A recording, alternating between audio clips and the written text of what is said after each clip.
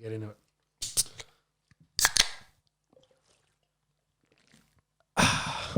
Hello and welcome to On the Esky for the 2nd of January for us after New Year's. So welcome to 2021, boys. My name is Sean and I've got to my left Anthony Pozzula, also known as Peps, and on the end is James, also known as the Monks. And we're here to talk about the last 2 weeks worth of sport. I think nearly 2 weeks. We took a week off over Christmas, as most people did. Take it a little bit easy. Of course, there was a lot of NFL and the start of the NBA in that time period. But for us, nice little break after, I think, 14, 15 weeks straight of podcasts. Yeah. So we'll get stuck in today. So we've got a big show of cricket. Heaps of cricket. A lot of the playoff picture for the NFL in the last week in the NFL. Then, as I mentioned before, the kickoff in the NBA, followed by just a little bit of other news in the other sports that have been kicking off and going on around the world as well. So I guess we'll kick off with the cricket. And Peppy, do you want to start with the Boxing Day tests, which started on Boxing Day, the 26th for us? Yeah, so second today. So what's Boxing Day? A week ago now. So welcome to 2021, boys. Another short test as well.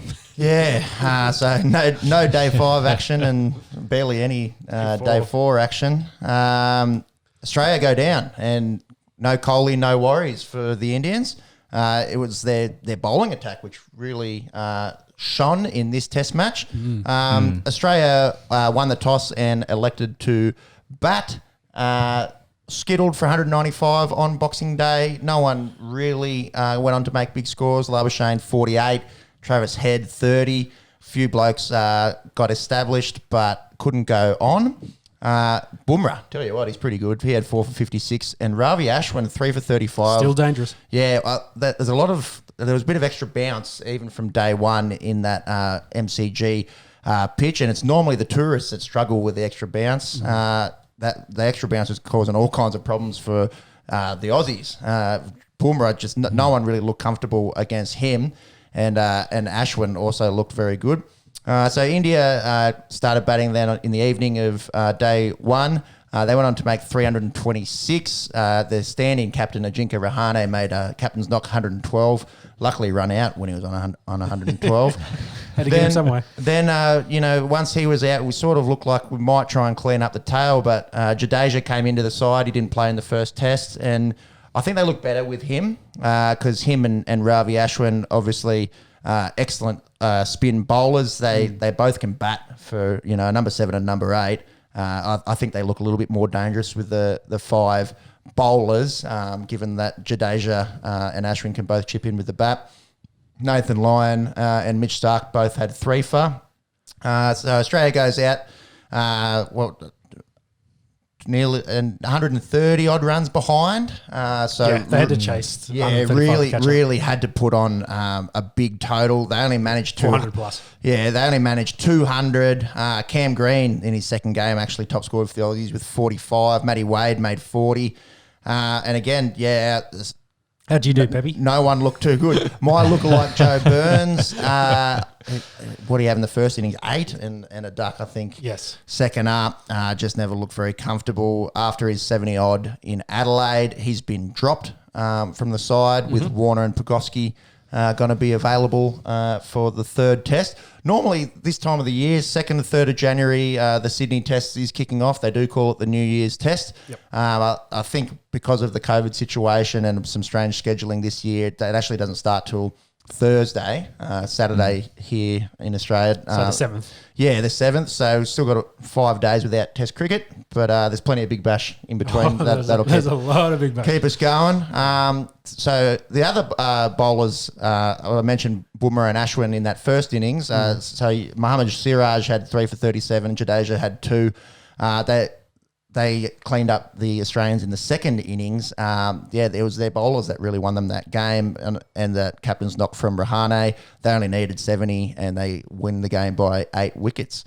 There's a change in the Indian side, so that Natarajan comes in for Umesh Yadav, who he got injured in in Australia's first innings. So they're actually a bowler down in that Test match. And he actually had some pretty good white ball form, that Natarajan. So, and very good in the IPL, I think. one of the better bowlers in the IPL. So we'll be interesting to see if that does translate through to Test match cricket. They're saying 20,000 going to be allowed in the SCG. We'll get to that. That's 5 days away. So the COVID situation down under is just starting to warm up a little bit again. Third wave for us. Yeah. Well, hopefully it's not a third wave, but it's on the start of kicking off again. We'll call them ripples. Yes, they're not. I don't think wave's too strong a word. We'll call them ripples compared to what's been going on, obviously, in North America and Europe. Very lucky down here. Best country on earth, I reckon. But there's been a strong reaction, of course, to try and control it. And some more border closures and nasty stuff from 2020 sneaking through here into 2021. So it'll be interesting to see the ramifications of that. So let's talk about the second test a bit more. Have they announced the 11 yet? So they haven't officially announced it. So they won't name the 11 till the morning of the. Yeah. Okay. Yeah. So what did you think overall? Because I think the batting performance was the biggest. Pretty dismal, really. Dismal, yeah. The Australians I don't want to say threw it away, but they didn't perform to where they expected, and of course made it easier on India by not having a very strong batting performance in this game. Yeah, there were a few guys that sort of, I hate to say throw their wicket away, but Matty Wade, for example, in that first innings, looked really comfortable, quick to 30. Well, I think in both innings he started. And then Ashwin comes on and he charges him and puts him straight down deep mid-wicket's throat. Yeah. Like, that's not what you need in Test cricket. So if we run through it, like if we start with Wade, I thought in the both innings that for him to get to 10 was a struggle. Like it took him a while and he kind of settled himself. But once he did, he did look confident, like you say. Yeah. Did throw it away in the first and then he got the 40-odd in the second. So got for a guy that doesn't open normally, they definitely got some runs and looked better of the two openers compared to Burns, who has done nothing and then followed up with more nothing. Yes. Who looked, not set or safe at all in any of his innings. Yeah. I said duck and 8. It was actually duck and 4 for Joe Burns. So a pretty ordinary test. Smith as well. Like if I'm going through the list, Labuschagne's 3. So Labuschagne I thought was good. He's 48 and 28 both starts. He's actually looked comfortable at times, whereas a lot of guys haven't. Yeah. Smith. Smith. He's my favourite player in the world. I'm actually struggling to remember the last time that he had 3 failures in a row in terms of innings. He obviously had the maybe early in his career, that transition from bowler to batsman. Maybe. Yeah. But the media is trying to make a case of it last night. Oh, he hasn't scored a Test 100 since his double in 2019 back in England. They've played 3 fucking tests. There could be some rust there, definitely. I think Ashwin. What have they played? They played 4 last summer. 4, 5. They've played 6. Yeah. So I guess that's a form slump, I guess. But what are you going to do? Drop him? Yeah. I think it was a month ago that he was making hundreds of 60 balls in the ODIs. Exactly. He had form in the one-day series. Yeah. As a comparison. Yeah. There's no heat on Smudge. It's just it is. I just can't remember the last time where I think it might be failures. It might be an inverse where Ashwin's got a bit of his number. Yeah. So he's maybe just have a look at Smith versus Ashwin by the numbers there. Because I think he got him in both innings in this test. Yep. And I think he got him once. Boomer got him in the second innings. Boomer got a second. Okay. Boomer getting? No, I thought Ashwin got him. No. Remember, because he you know how he walks across and Boomer got the leg stump bail. Very strange dismissal. And let's talk about that. Do you reckon that was a plan to bowl at the top of the leg stump there? Because there's normally, you get taught top of off or one stump outside off, but for a guy like Smith that does like to walk across and expose that leg stump, it possibly might have been a plan there by the Indians and Jasprit Bumrah. You set him up going the other way, get him come across, keep working him across, and then come back with one and see if, like in this case, if he misplays it or misses it. Yeah. Like he can't, get it off his pads. Yeah. And then it, nicks the topper off. So I don't think he even realised he was bowled to start because he took off to run. Yeah. Well, it grazed it. Like literally. What we're talking about is bee's dick. It just touched the top bail. Like for example, the other bail stayed on, so it's only hit it enough to just knock that one off to get him out. Yep. Because I think they... And in the first innings, it was Ashwin. He was just sort of looking to tickle one. Yeah, just got stabbed at it. Yeah, and it just went straight down the throat of the leg slip. Yeah. But Maybe a little bit like we're talking about, a little bit more bounce than he was expecting. But yeah, possibly. But he got him as well. It is strange to think how COVID's affected. It's definitely affected the fielding. We'll get to that. We'll get to that in just a second. But you'd think if you were able to go out there and smack the white ball around, like, is the red ball that different? Well, we've been talking about the aggression because, like, all the guys that scored runs played positive. Mm-hmm. All the guys that really struggled and got out, you could see were they couldn't get the ones. They couldn't get just off strike and keep rotating. They couldn't play positive, which of course buried them down. That's the point of Test cricket. You try to keep them on strike, get their balls faced up, so they put more and more pressure on them to the point where they do something silly, or they play at something they probably shouldn't have, and that's how you get them out. But yeah, Bumrah was just terrorising Burns, and Travis Head couldn't really play Bumrah either. Who plays 5? So 5 was Head. So 5's Head. Yeah, and then Cam Green for a guy in his second game going all right, 45, and he had 12. He got trapped by Siraj in the first. Yeah. Definitely not a failure by any means from a youngster in his second game. Yeah, so I think on Head he's could possibly miss out in the next test. Well, my feeling is if you're going to play Prokosky and Warner as 1 and 2. Well, where do you play? I think Wade's done enough to maintain his spot. Maybe you put him in that 5. Well, he was playing 6, I think. So maybe that 5 take Travis's spot makes sense. Yeah, I'd be a little bit nervous, I think, if I was Travis Head. Yeah. Do they want to bring Warner and Prokosky in at the same time? Who knows? Prokosky obviously unproven at Test level. Yeah. A heap of talent. Heaps of talent. But if you bring Warner back, though, you've got the veteran, the presence of the talent. It's probably the perfect situation. Though Warner might want to find his form and I got to focus on my game. Or do they go Warner and Wade to retain his opening position and head on on thin ice? Yeah, or maybe Prokosky comes in there. Hopefully those 4 can get a start, and then he can just come in as he needs and just play his natural game and get him some test match fitness. yeah. But game time, get him the minutes that he needs. Face some balls, face some international talent, and see how he goes. Because then, Green at 6 probably, and then I don't think you change Payne or the bowlers. Yeah, exactly. I think they bar injury, which we haven't heard any news. No. So it's 1-1. There's 2 tests to come. Mm-hmm. India obviously beating us last time they were down under. I can't imagine they've ever won back-to-back series in Australia. I think when they won last time, it was like the first time since the 70s. Yeah. I don't think they've won back-to-back, That is one thing that I wouldn't mind touching on is it's the changing of the guard.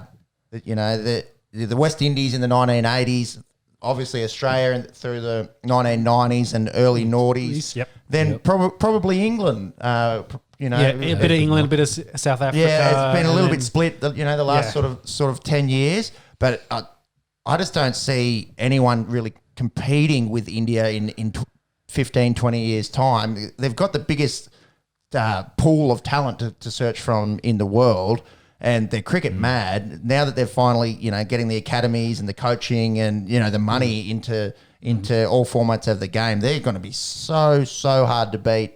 In years to 100%. Come. They're hard to beat now. Can you imagine in a generation's time? And with the advent of the internet and social media, they're finding these kids at 5 and 6 that might have slipped through the cracks. They might have been up in a village and middle of nowhere. They're finding these kids so young now that, oh boy, they're going to be very, very tough to even compete with, I think, in 20 years' time. All formats of the sport as well? Yeah, all formats. You can tell they're fans. They really love the T20s, obviously. The IPL's been massive for them. But, the fact that they're down here and they beat us pretty convincingly here in a MCG Boxing Day test, that doesn't happen too often. You look at all the various continents and the major sport that continent focuses on, they usually dominate that. And for India, that's cricket. So Australia is one of the rare ones where we have a small population, a big island, but we have premier talent in high enough echelons of nearly all sports you can think of. Yeah, we're very rugby league, rugby union. yeah. Well, we cricket, compete at, very at much the Olympics. Yeah, we compete very much probably above our weight in terms of population numbers. And that's again, being a lucky country and having the money and the very facilities, very westernized facilities to do it. But yeah, when you've got 1.2 billion, who knows, If not people, more. and cricket is Cricket's like it. yeah, Like it's, cricket is religion. Yeah. There, I think in a generation's time, Well, it's going to be very, very hard to Yeah. compete with them. A quick comparison would be like, the Kiwis, their sole focus is rugby union. You look how dominant they are. Yeah. Yeah. Take India, and if their sole focus is cricket, you can see that's the kind of Yeah, dominance. imagine if there was a billion New Zealanders. Like seriously, when they start getting a bit of money and the academies and the coaching, it's Yeah. going to be scary to think about. The fielding, we were talking about India's fielding being very, especially in the first test, very like, it was- very poor in the first test, and the That- one day series, like and then in the one day series, that was probably the worst fielding display I've seen from the Australian cricket team in recent memory. Steve Smith definitely lost his hands. Yes, Smith. Yeah, we're talking about him finding his hands in the one day series. He's definitely lost his hands this one. Like just dropping catches that he normally wouldn't. Travis Head had a drop. Tim Payne had a drop. There was multiple drop catches. This is the thing where I think you'd lose it the quickest if you're not training is fielding. I think maybe COVID discipline, and lockdowns and not being able to train as much as they normally would has probably affected us. Christmas. And Christmas. Too much. The boys eating too much turkey on Christmas Day. Yeah, the prawn juice still on my fingers on Boxing Day. But yeah, it's something obviously that Australian cricketers have always prided themselves on is their fielding and Well, really you think of like Ricky Ponting and those guys. They're Mark amazing. Waugh, like a horrible display, really. So I reckon if they got their ass kicked over anything in this game, it was probably the fielding. Yep.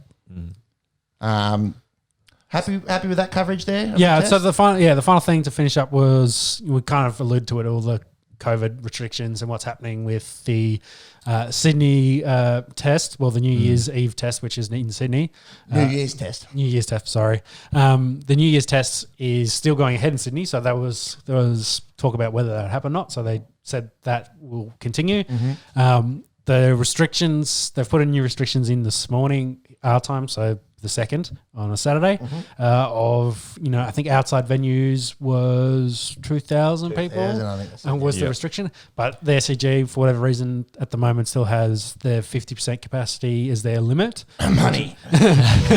which is 20,000 people. So they're still looking to do that, implement all their stringent guidelines and stuff they're going to do for people that are going to the game.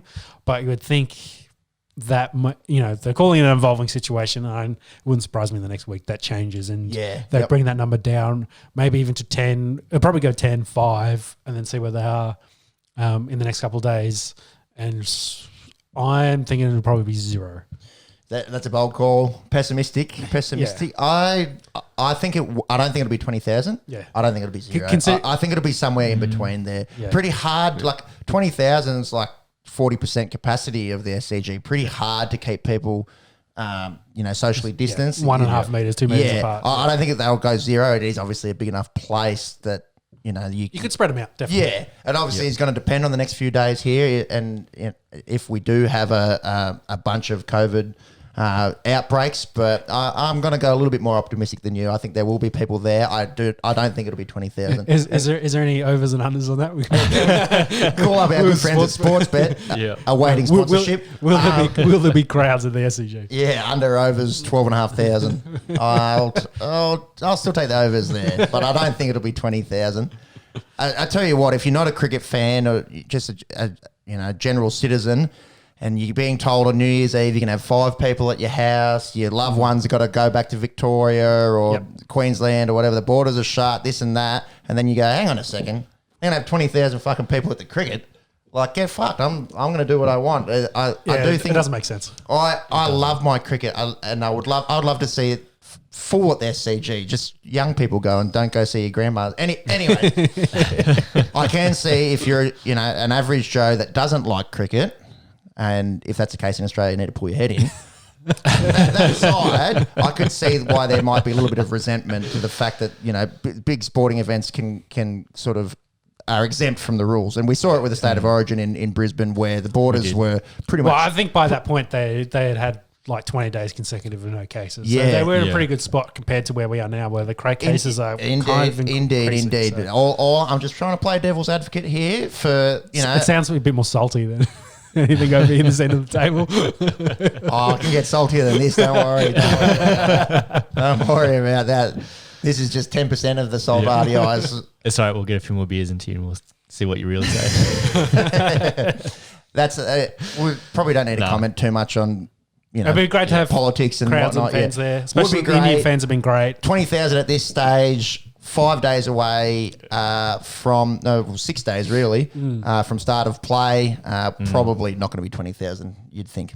Probably not. Do you want to have a look at these quick teams of the decade? I am conscious. Yeah, of the time. I thought this was quite interesting. Yeah, I think it's 10 years of cricket. We may as well go through them. So the ICC, obviously being the end of 2020 is the end of a decade. Yep. So they announced five teams actually for the boys and the girls. We're just going to have a look at the boys lads real teams. quick, yep. No offense to the girls, but there was a number of Aussies that made those girls teams in the two formats that they played. Yep. The test team of the decade for the lads, Alastair Cook, who's actually been retired for a number of years. I wasn't going to say half of it, but at least the last 3 or 4. Can you have a look at Alastair Cook retirement day?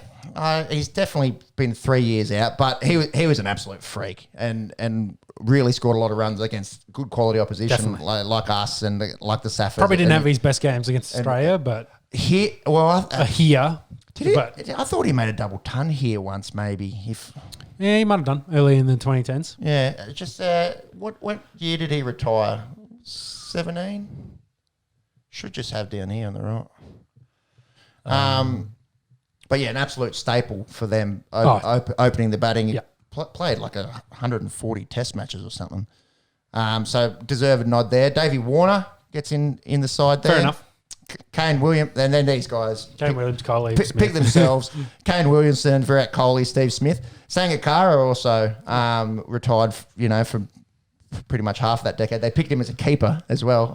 I don't think he kept a single game in that test decade. game, He can keep, and he has kept it at test level. So maybe that was a bit more of a...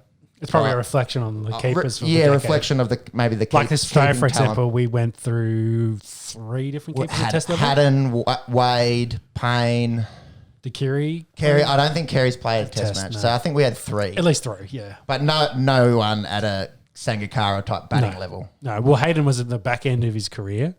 Brad Haddon the back end, and then Wade had a few. Was in and out. Yeah, in and out. And Payne, obviously for the last 3.5 years. Yeah. But again, a little bit towards the back end of his career as well. Oh, definitely, yeah. Mid-30s for him. Mm-hmm. They go with Ben Stokes as the all-rounder, and then probably fair call.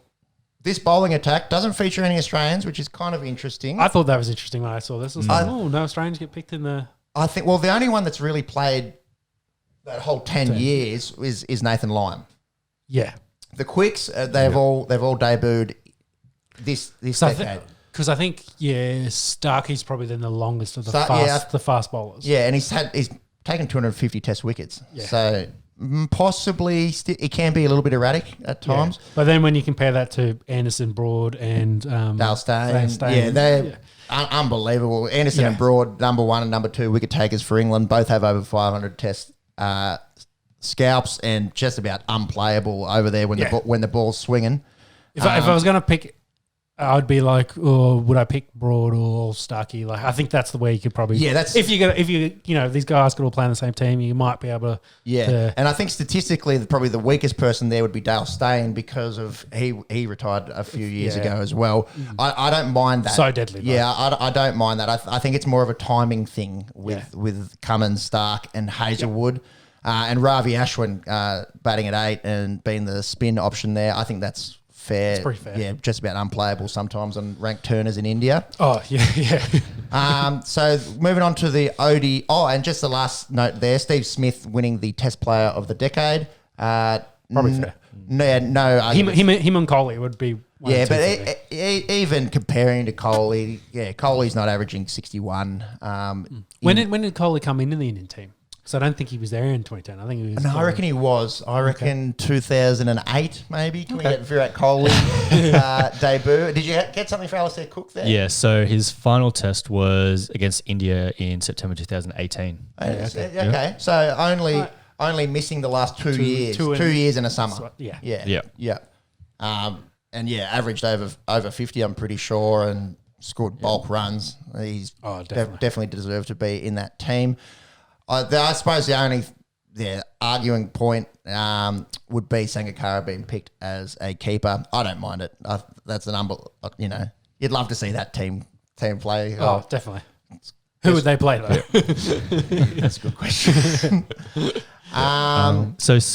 Cook also scored 189 against Australia in the 2011 Ashes. That's what I remember. That was here. Adelaide, maybe? That one was in Sydney. In Adelaide, it was 148. 148. No, yeah, so could score runs here, could score runs there. Yeah, he was. From memory, I didn't think he scored much runs later in that kind of possibly. Career. Definitely.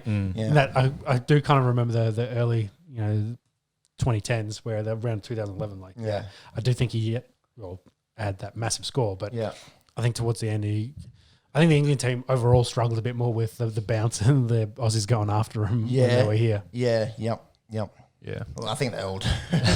True. That's one of the weapons of playing in Australian cricket here. Yeah, and the ball bounces. But this Indian team's adapted to it. Bumrah's terrorising him with short balls. Ashwin, I think, very well went away and I don't get turned here.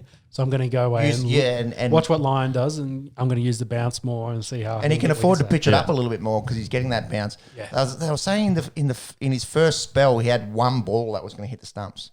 Yeah. So everything is bouncing up and over the stumps, which sort of takes your LBs out, but it makes it very hard to get on the front foot and dead arm that ball straight back into the pitch.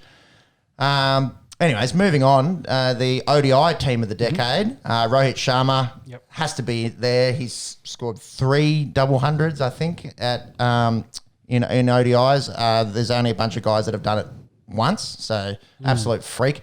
Davey Warner is the only Aussie, I think, in 2 teams there because Steve Smith missed out. Yep. Virat Kohli at 3, and also the ODI Player of the Year, of the decade, I should say. His ODI record speaks for itself. Mm-hmm.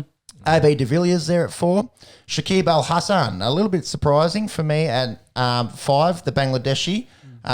Consistently the number 1 all-rounder in ODI cricket. Bowls his little offies and makes a fair few runs. So good to see a Bangladeshi there in the team of the decade for the ODIs. They are, along with Afghanistan, really moving forward in producing good quality cricketers. MS Dhoni at 6, the keeper. An actual keeper. Freak, an actual keeper. Ben Stokes also makes Test and ODI team like that. Mm-hmm. Then the bowlers, you get Stark, Trent Boult, Malinga as your quicks, and Imran Tahir from South Africa. Any thoughts here, boys? I think Smudge probably maybe a little bit unlucky to miss out there. You've got 4 bowlers and an all-rounder in Stokes. So surely you'd rather Steve Smith batting there than Shakib Al Hassan, although his record is very good in ODIs. I feel like probably the rest of that team pretty much picks itself. There might be an argument for swapping out some of those bowlers, but maybe it's a good team. Maybe Hashim Amla unlucky to miss out there. Moving on, the 2020 team of the decade, which looks fairly different to those first 2 teams. I thought it was kind of interesting. Other than a guy called Kohli. Yeah. So that's just a nod to the Indian skipper. I thought Warner as well. Warner misses out. So we'll go through that team. Sharma and Chris Gale. I think that's fair opening. Finch at 3, often opening for us, but they've picked him at 3 in this team. Kohli 4, de Villiers 5, Maxwell 6, Dhoni 7. Imagine bowling that. That's a crazy. And then Kyron Pollard, they've picked him at 8, hard-hitting West Indian. A little bit surprising for me. Very good finisher, but is he? I think with the ball, does he give you enough?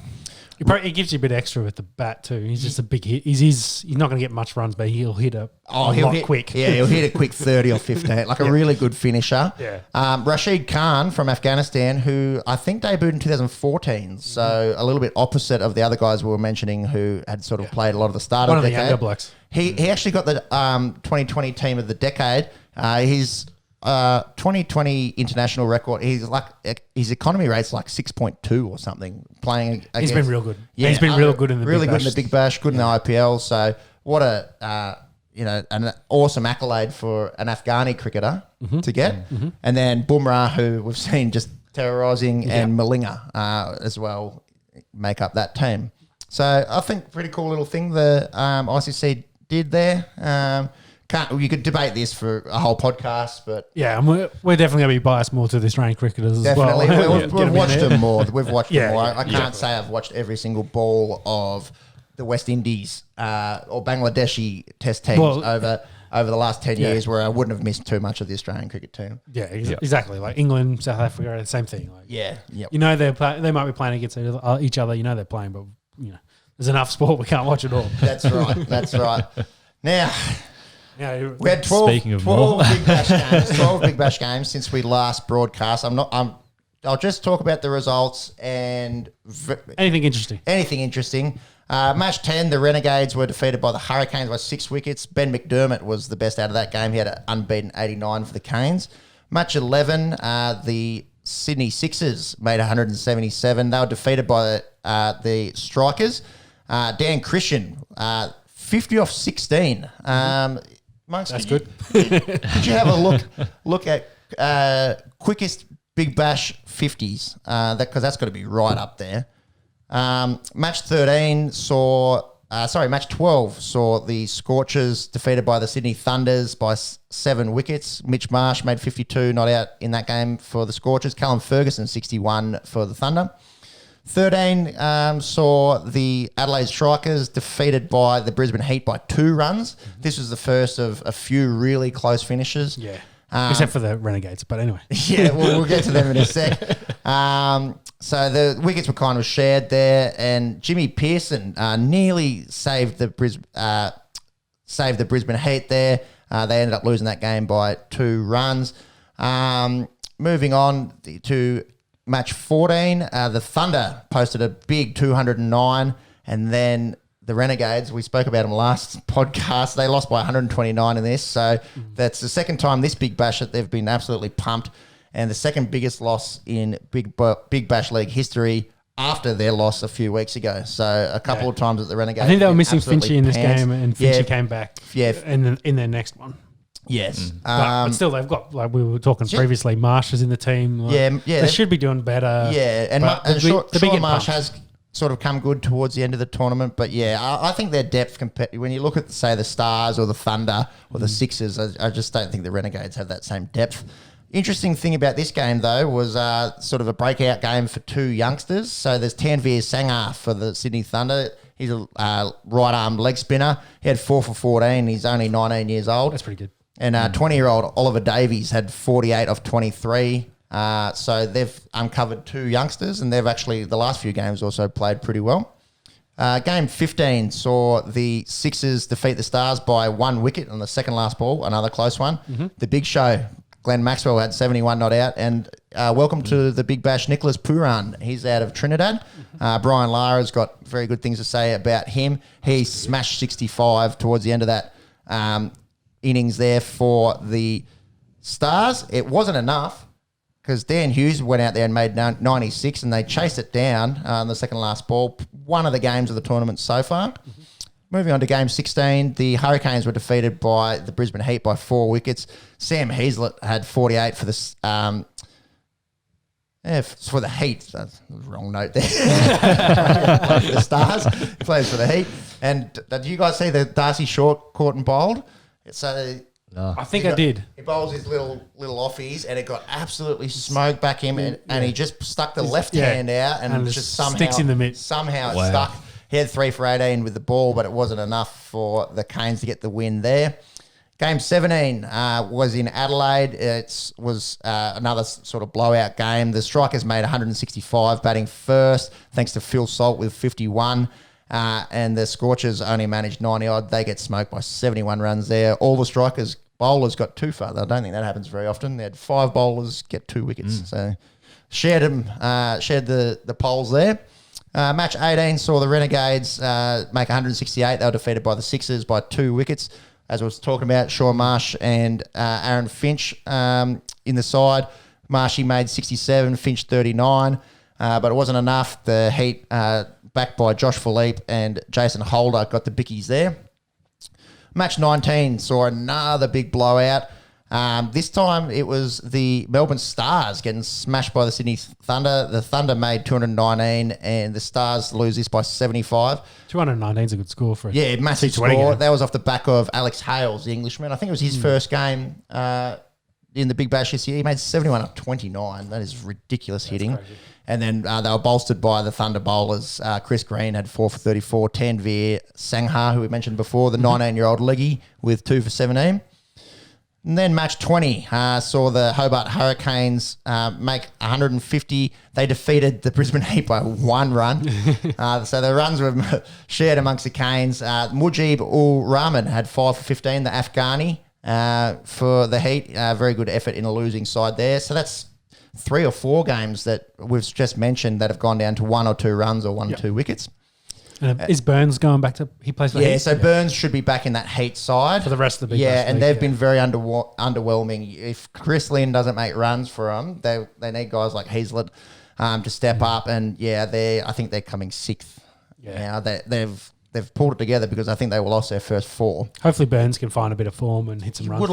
Not a renowned T20 player, but would like to see him maybe just get a little bit of white ball form. Do feel a bit from a lookalike there. Joe Burns.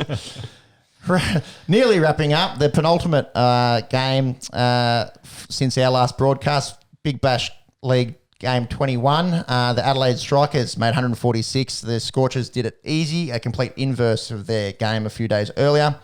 Carey made 82 for the Strikers. Jai Richardson had 3 for 19. Scorchers all shared the runs there. And then last night, match 22, saw the Melbourne Renegades make 166 off 17 overs. Rain affected up there on the Gold Coast. Really started pouring down in the middle of the game, but they did get a result. Thunder only had to bat 12 overs. They got the runs by 7 via the Duckworth-Lewis. Sean Marsh again making runs, 87. And Kawaja and Hales had 40-odd each. After all that. It was hard. Yeah. Who are the favourites for the Big Bash League, do you reckon? Just have a look at the ladder there, Monks, if you don't mind. Because I think we Big run Bash through ladder. the Renegades. They've had some good starts with but they haven't been winning matches. Yeah, I think so they're right at the I bottom. think they're dead last. Yeah. I think you could probably put a pencil through them. There's still a lot of games left, so they're probably the only team that I would say to put a pencil through. The Scorchers have been underwhelming. They're normally very good. I think with their team, though, they could still bounce back. Yep. Any team that's got Mitch Marsh, Ashton Agar, Ashton Turner, their bowling depth, Jai Richardson, Jason Berendorf.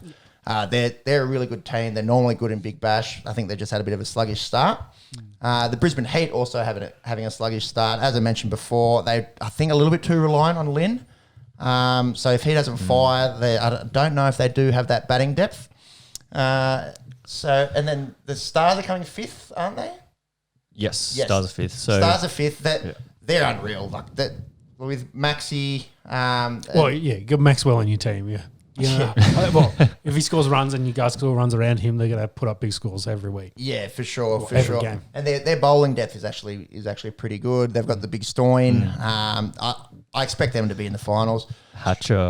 Liam Hatcher's 9 wickets. He's come along. Sort of, he's been a good find for them. Liam Hatcher. I think we mentioned him 2 podcasts ago. Yep.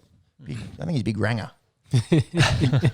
And then the top 4 is the Adelaide Strikers, Hobart Hurricanes, and then the 2 Sydney teams sitting first and second with Thunder just ahead of the Sixers up there. The Canes made the grand final last year. I believe so. I think so. I don't think they didn't win though.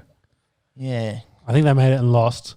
I remember it being around Australia Day and being a little bit tired. I was. Yeah, because I think Wade Wade was back in Yeah, the squad too. But I think Wade had a great year. And Short, I think Darcy Short was absolutely killing it. And then Ben McDermott they've got in the middle order there. So last year, Sixers won over the Stars. Sixers Stars. And 19 runs, The Canes finished first. Yeah, that was and it. They lost their semi-final. Yeah, finishing first you usually lose. That's the best. seems to be that way. But yeah, now we've got, I think this Big Bash, what's the time now? There's Big Bash starting very shortly. Until the test match, I believe there's a doubleheader every day. Yep. I think 2nd, 3rd, 4th, 5th. So 10 games in the next 5 about days. the 6th. Monkey just having a look at the fixtures there. So doubleheader. One on the 5th, one on the 6th, and then one on the 7th. Yeah, First so we've got test. doubleheader on the 7th. Today, tomorrow, and Monday doubleheaders, and then they go to single games before the Test match cricket resumes.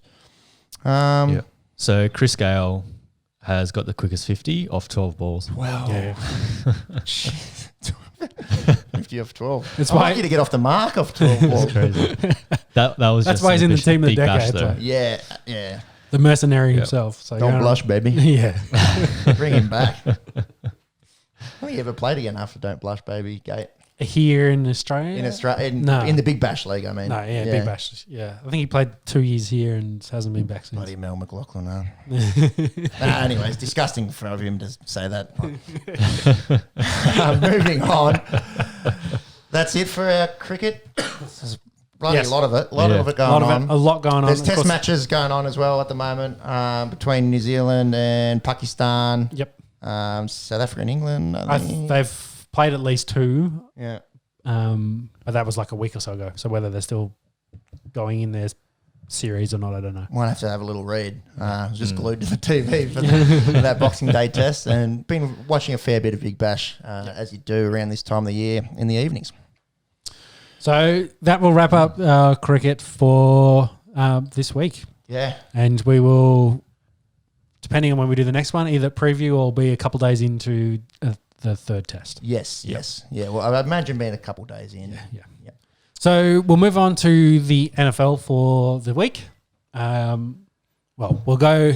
We missed 2 rounds, I think, officially. Well, we previewed one round. We previewed one, but we've only got the results. Yes. We haven't got results from 2. We won't go through every single one. Too many games. Oh, yeah, we'll be here all day. Just let us know who played. We'll let you know if we needed to discuss it or not.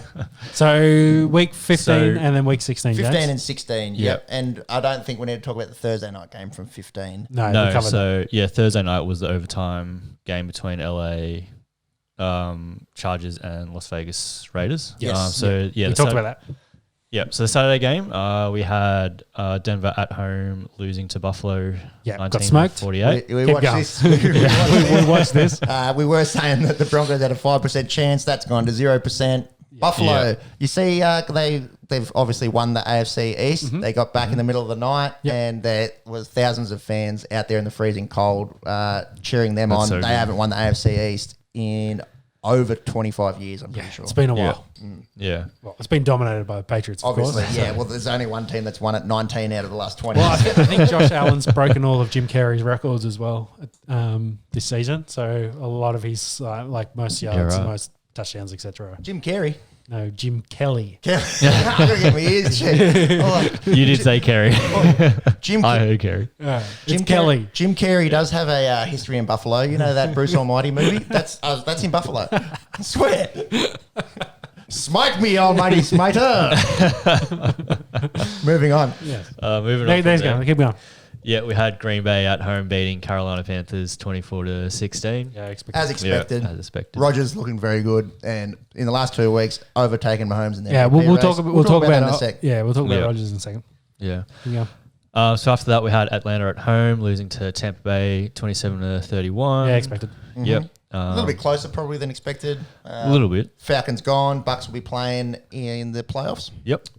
I'm happy with that. They can. I think they will have to go through there. Well, we're going to have a good look at the playoff. Yeah, the Saints picture. have clinched, so Yes. they I think should, but we'll have to check. Keep Yeah. going. So after that, we had Dallas at home beating out San Fran 41-33. Dallas keeps their playoff hopes alive in the stinky NFC East. Yep. After that, we had Tennessee at home smoking Detroit 46-25. The king. Yep. And then we had Indianapolis at home beating out Houston 27-20. After that, we had Miami at home beating out New England 22-12. Yeah, which First year New England. Yeah. Yep. That killed New England's hopes of even getting playoff kind of So picture. they're They gone. had some That's it. hopes, but they're gone now. So That's they can't. First time in It's over 20 years. Yeah, 'Cause I they know won't play they've playoffs. won that division 19 out of the last 20. Yeah, and they finished 11-5 in that year. They Yeah. didn't win it, but With- they still Yeah. made the playoffs. with Matt Castle. Yeah. You keep going there. I'll just get the last time they missed the playoffs. Yeah, well, just a snippet on this one. Did you see Belichick throwing the phone around on the I sideline? did not.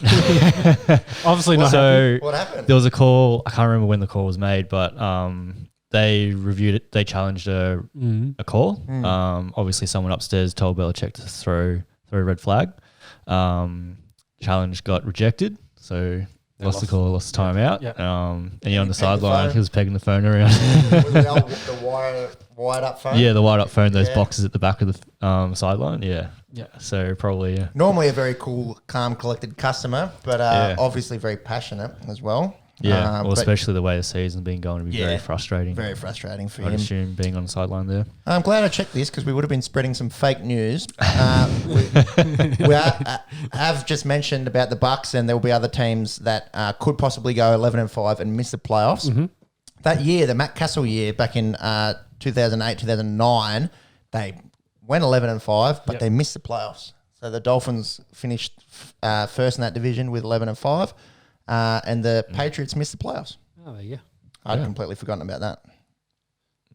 Yeah. But I know for sure, because I've seen the stat many times, they've won the AFC East 19 out of the last 20 years. Yeah, they've won it a lot. Pretty much the Brady era, Brady Belichick era. Yeah. Yep. So to finish up on New England, we'll probably, because we won't preview their game. Well, we'll preview their game. But I think Cam's going to start. But I'd probably, if it was me, I'd start Stidham. Yeah, I'd go Get ready for Stidham. next season. This is your chance, baby. This is your chance. Yeah. But Bill's saying probably- they'd finish with Cam. He probably doesn't seem like a franchise quarterback to me. Haven't seen enough. Hard to say. Haven't Like, seen enough of him. Yeah, Haven't seen enough of him. He's played 2 quarters this year. So Yeah. He's been okay in those 2 quarters. Yeah. But probably a lot of prevent defense as well. So A bit of garbage time. yeah, exactly. Cam, he's like a big run, like a massive running back playing quarterback. He's rushed for nearly a record rushing touchdowns for a quarterback this year. I think he might have 14, but I'm pretty sure he's thrown 5 touchdown passes. Yep. I know the 5's, I'm pretty sure the 5's right. Like, how are you meant to win games if your quarterback is throwing single digit touchdown passes? Yeah. Yes. And it's Very hard. It's going to be a very strong quarterback draft class as well. So even if they do get the 4th or 5th quarterback, I think it's probably an upgrade from Cam or Jarrett Stidham. But it would be interesting to see as well, because they did have half their defense sit out this year. True. 'Cause of They should be Corona. better next year with the defensive wise. Yes. Yeah. They did pretty well this year. I think Bill did a really good job kind of covering a lot of the holes they a lot had. of Band-Aids. Yeah, a lot of Yeah, Band-Aids. Band-Aid action. But They don't it's- have any receivers. Yeah. So maybe they go quarterback receiver 1 and 2 in the draft. Yeah, 5 touchdowns, 10 interceptions, and 12 rushing touchdowns. 12. So, Yeah, pretty lackluster season out of Cam. I think Cam's probably one and done in New England. Yeah. They should probably draft. They might look elsewhere for veterans and probably Do draft. you think that's someone his career? else. No, I think he'll get. That's what I was going to ask. I think he makes One and done. Where does he go to next? Yeah. Like, what scheme? He makes perfect sense to back up guys like Lamar and that sort of thing. Yeah. Maybe like a mentor scheme. The bloke won the NFL MVP. He's no slouch. No. He's got the most rushing touchdowns by a quarterback in the last decade by a country mile. And you look at what the Ravens got at the moment. It's like a good example. They've got Lamar and RG3. You could switch out RG3 and put Cam in there if he's still. Cam's an upgrade. Yeah, he's an upgrade, definitely. Yeah. And has more experience and, like you say, been there a lot longer, more of a veteran presence, won a lot of games, could possibly help Lamar in his game. That's like a perfect spot for him, I think, as a backup.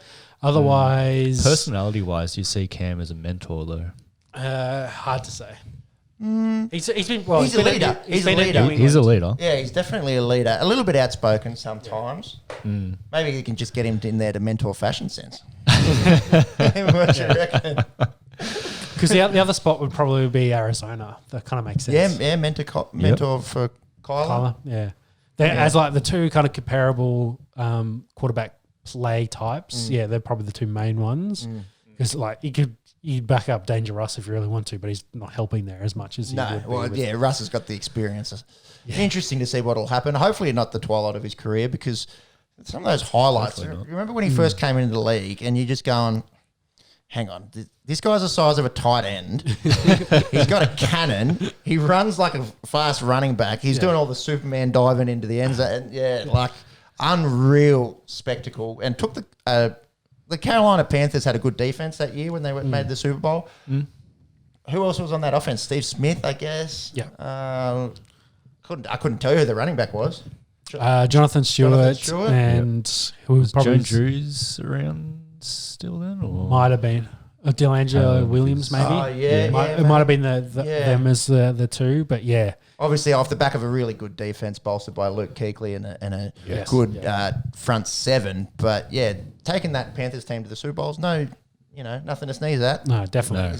He's had himself a career. Yeah, and was he 2011 draft? I think he was. Yeah, he's not that old. No, so it's like I think he's like 31 or 32. Yeah, he'd be early 30s. So, but for him, he's definitely been banged up and injured recently. Yeah, and the way he plays the game as well. He's not that sit in the pocket, deliver kind of guy. He's I'm going to throw my body on the line for this team every single play. So that obviously does take its toll. Yeah. it does. Anyway, that's enough New England. Yeah. Carolina Panthers. From a relative nothing game, there's 5 minutes gone. Yeah. No. So moving on, we had Minnesota at home losing to Chicago Bears 27-33. Both those teams now cannot. Oh, the Bears can. We'll get to it when we look at our playoff picture. The Vikings are done. They had to win that game. They're done. They're done. Put a line through them. Well done, Justin Jefferson, on an outstanding rookie season. Which continues, of course. Which continues this week and week 16. But that's enough for that game. Yep. So after that, we had Washington at home to Seattle Seahawks losing 15-20. Seahawks winning. Sorry, Seahawks winning. Seahawks won this game. Because they did drop that game against the Giants beforehand. We thought maybe the football team could give them a bit of strife. They obviously did push them. Washington obviously alive, and NFC West has been clinched by Seattle. Yep. I'm a bit worried about Seattle going deep, though. Their defense Was this the game when Russ threw 4 picks?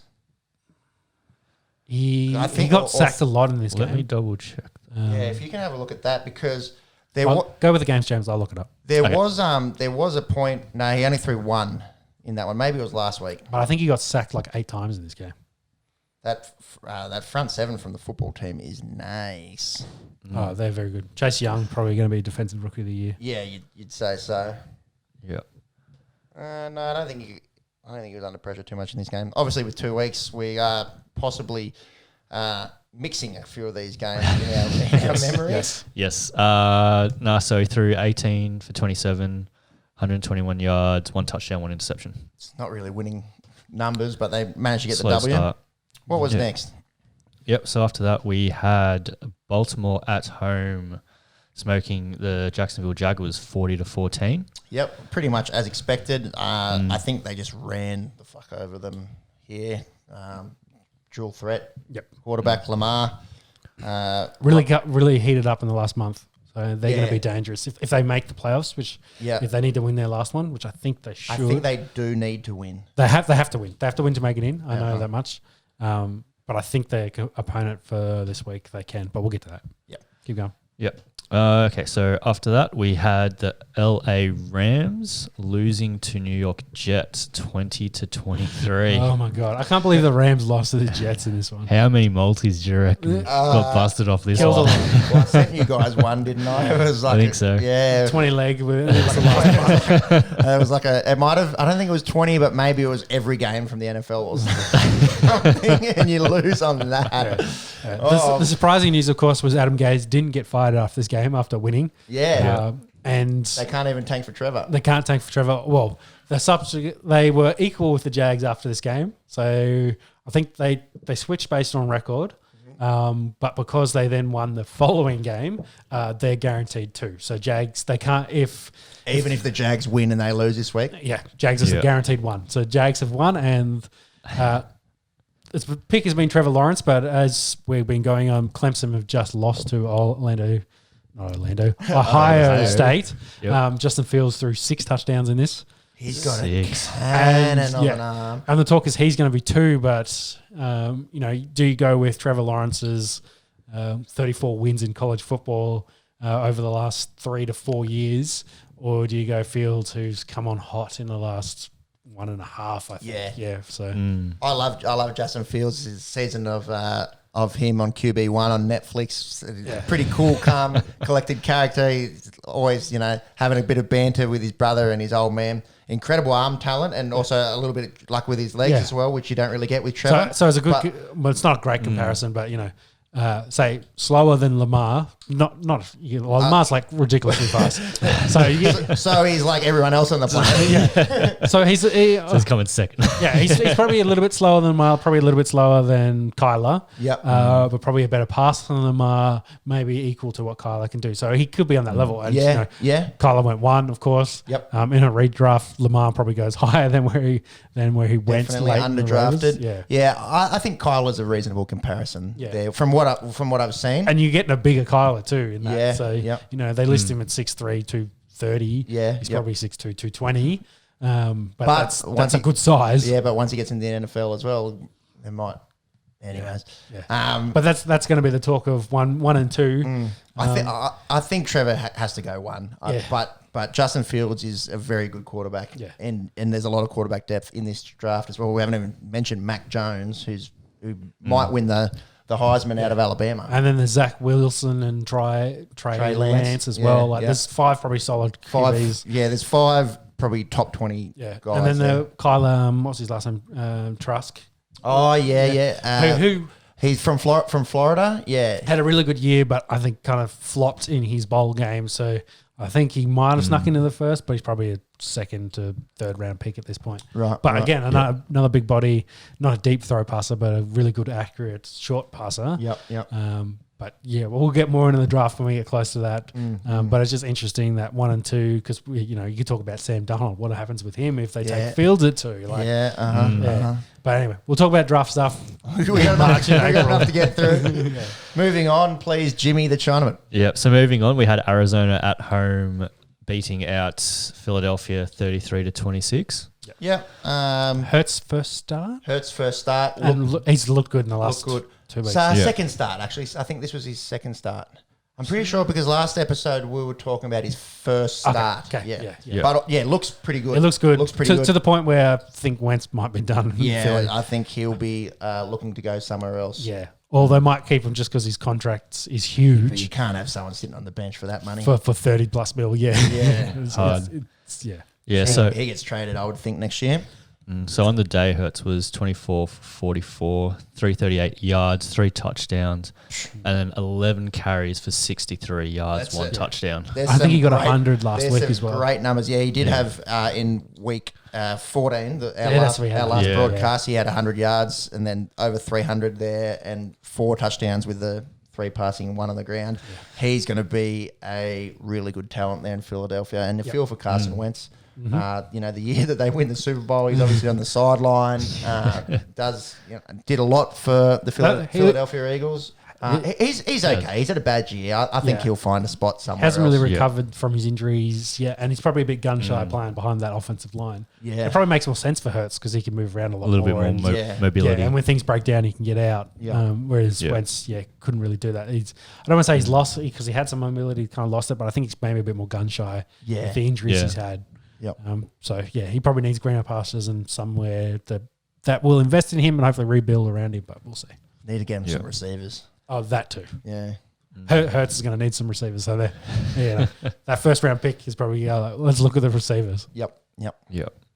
So after that, we had New Orleans Saints at home losing to Kansas City 29-32. Kept this pretty close. This is a good game. Yeah. We were saying game. Breeze's first game back. Breeze's first game back. We're saying this could be a possible Super Bowl. Would love to see these two teams in the Super Bowl. Patty Mahomes looked a little bit human again. Yeah, the defense has been getting after him. Yeah. But they could score points. Got some numbers there for us? Yeah, so Mahomes was 26 for 47, 254 yards, 3 touchdowns. That's pretty close. 7 carries of 37 yards is pretty good as well. Yeah. Breeze was 15 for 34. Yeah. 234 yards, 3 touchdowns, 1 interception. So, not not bad, but pretty good, really. Yeah, that's you kind of need your defenses to step up there. Out of the quarterback play, that's pretty impeccable out of both of them. Yeah. Just that one pick from Breeze. Would love to see that as a Super Bowl. I'm a Packers fan. Would probably rather see the Chiefs and Packers, or someone even other than the Chiefs. But yeah, It was a bit of a rough game for Breeze in this one, though. He was 15 of 34. Yeah. So there's only First game back. 45% completion rate for a bloke who normally completes about 70. Yeah, and Kamara had a quiet one in this too. Yeah. Compared to what he did last week. Yeah, which we'll get to. You go. Moving forward, that could be a playoff.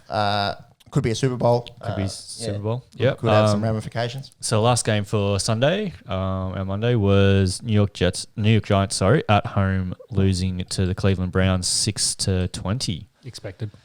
Yep. Yeah. The next one, not so expected. No. So Monday night we had Cincinnati at home beating Pittsburgh 27-17. Yeah, so Pittsburgh, after starting the season 12-0, dropped 3 games in a row. This was the game where Juju was dancing on the Bengals halfway emblem at the start of the game on the logo. Did it again this week. Yeah. But anyway. And he got absolutely lit up in this game. I think he had negative fantasy points in this game, Juju, because he had that fumble and must have had about 15 yards. 15 yards. Yeah. Yeah. Off 6 targets. Very quiet. I'm worried about the Steelers' offense, man. Like they can't. The they defense can't has run, been pulling them through. They can't run the ball. Yeah. They can't run the ball. Their receivers have really dropped off. After earlier, Connor played in this game, didn't he? Yeah, Connor played. He's been a few games back. What was his numbers? No, he didn't. No, he didn't. He didn't play in this game. So yeah. So they got had that Benny Snell. Jr. 18 carries for 84 yards. That's okay. yeah, 4.5 average. Yeah. It's not bad. 1 touchdown as well. Well, considering they ran for 45 yards or something the week before. Yeah. But yeah, losing to the Bengals, not bueno. Yeah, I wonder if Ben's just hit a bit of a wall, and maybe this week of rest for him will be good. How old is Ben Roethlisberger? He must be 38. You got to remember he had tennis elbow surgery or whatever. Yeah, it was, so And there's talk on his throwing arms. he might be comeback player of the year as well. Considering he didn't play much at all last year. Mason Rudolph's going to get the start for them this week. Yep. Against the Browns. Yeah. Against Myles Garrett. I didn't even thought about that. Well, Browns have to win this to make playoffs as well. Yeah. The Steelers, of course, have already clinched. Mason, you got to wear a helmet underneath your helmet. Yeah. How old did you say Roethlisberger was? 38. 38. Yeah. Yeah. Spot on. All right. That ends. That's it for week 15. That's it for week. Woolly, Yeah. woolly, dooley, whiffy, wawa. Whiffed that. God. Whiffed it. That ends it for week 15. Week Moving 16. into week 16. Start on. Yeah, the Saturday night game here. Yeah, the Kamara game. Yep. What was the score? I was pretty happy what was with the that score one. there, Jim? You got it there? Because I've got it. Let's get you started. All while right, I- so the while I New pick it up. Orleans Saints beat the Yeah. Minnesota Vikings 52-33, 85 points in that game, if you don't mind. 6 touchdowns, 6 rushing touchdowns for Alvin Kamara. Ties, I think, the most rushing touchdowns in a game in the NFL with a couple of blokes. If one of you wants to maybe get that up, most rushing touchdowns in a game. I'll get it. The Saints, man, they like Breeze didn't really need to pass. Well, he threw 2 picks in this and no touchdowns. Yeah, True. they But were just running all over him. Yeah, and Murray, because Kamara did 22 for 155, and then Murray did 12 for 72. So So they had 45 rushing attempts for 264 yards and 7 touchdowns. Vikes couldn't defend Holy anything. dooly. Mind you, Breeze still threw for 300 yards as well. So. He did only throw the ball 26 times. So, in terms of a pass to run ratio, sort of like a 1-3 Tuggerung Tornado-esque. Who am I kidding? Ours was 10 rushes to 1 pass. But yeah, Kamara has himself one of the all-time games. And who's got 6 rushing touchdowns in a game? I feel like it's a couple because I think maybe back in the day when the league was a little bit more run heavy, that there might have been guys to do that. Sean's still looking that up. Yep. Playoff game. Saints are going to be very hard to beat, as we've alluded to. Minnesota are done for the year. Kamara also had a chance to break that record. Yeah, Taysom Hill stole was like a 5-yard. Yeah, so he went out there in that shotgun that they do with Taysom Hill, and you pretty much know he's going to run it in the end zone. Yeah. Can you stop him? At that point, Kamara had 5. Yeah. So it wasn't going for the record. Yeah. Well, Kamara got 6. Yeah. And that quarter, what I'm looking at here, he's number 1. So Outright? Outright. Portis got 5, and he was the last one to do it. No, 3. Jim Brown's got 5. Ricky Walters got 5, and that was in a playoff game. Yep. James Stewart got 5, and Cookie Gilchrist got 5. So he has that outright. There you go. According to that. That's from profootballreference.com. Yeah. Maybe it's Super Bowl era as well. Because I felt like when I was watching on ESPN, they said it tied it, but Well, I know he tied Clinton because they put that up on that. Portis, that was maybe 6 got it. since 2000. Like he's the last person to run like that. It's ridiculous. Yeah. Like when guys get 3 rushing touchdowns, you're like, fuck that. Well, Aaron Jones was one of the few that had 4 as well. So it's like in the modern era of running backs. So yeah, crazy game for him. Yeah, Madden like. Oh, definitely. Yeah. What was our moving next on? game there? Yeah. Yep. So after that, we had 3 games on the Saturday. First off was Detroit at home losing to Tampa Bay 7-47. Yeah, getting smoked. Lions are done. I think. Lions are done. Don't need to talk too much about that, I don't think.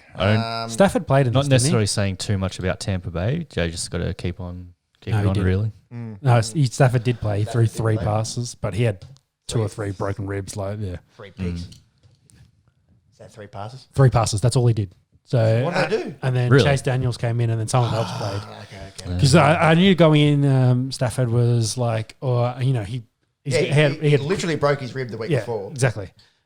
Crazy that he was even attempting to play, but obviously it didn't last very long, and they switched him out. He's a tough cookie. Like in terms of quarterback toughness, he's right up there. Yeah. Next one, James. Yeah. Yes. After that, we had Arizona at home losing to San Fran 12-20. So it keeps San Francisco. No, they're gone. They're gone. But it ruins Cards' hopes. Yeah, they can make it. They still can make it, but it makes it difficult. They could have put themselves in a much better situation. Really consistency there with Arizona. I don't see them going deep. No. Here. Good to see Kyler developing, and obviously DeAndre Hopkins been massive. Oh, he's huge for them. George Kittle, was this his first? Yeah, Kittle back? Okay, yeah, back, had a big game. Yeah, big game. 4 receptions off 5 targets, 92 yards. Mm-hmm. It's pretty good for him. So after that, we had Las Vegas Raiders at home losing to Miami in a very close game, 25-26. They were in front with 40 seconds to go. Yeah. You see that blown coverage at the end. I don't know which Dolphin caught it pretty much on the sideline to get them into field goal range to steal victory there. The Dolphins keep their playoff hopes alive, and the Raiders, who kills it for them. 3 or 4 weeks ago were looking like they might be playing playoff football, gone. So after that, we've got Sunday games. So the first one there, we've got Kansas City Chiefs at home, only just winning against Atlanta, 17-14. Did Mahomes play the whole game here? I think he did because it was close. Yes, he did. He did play it? Yeah. So that's it.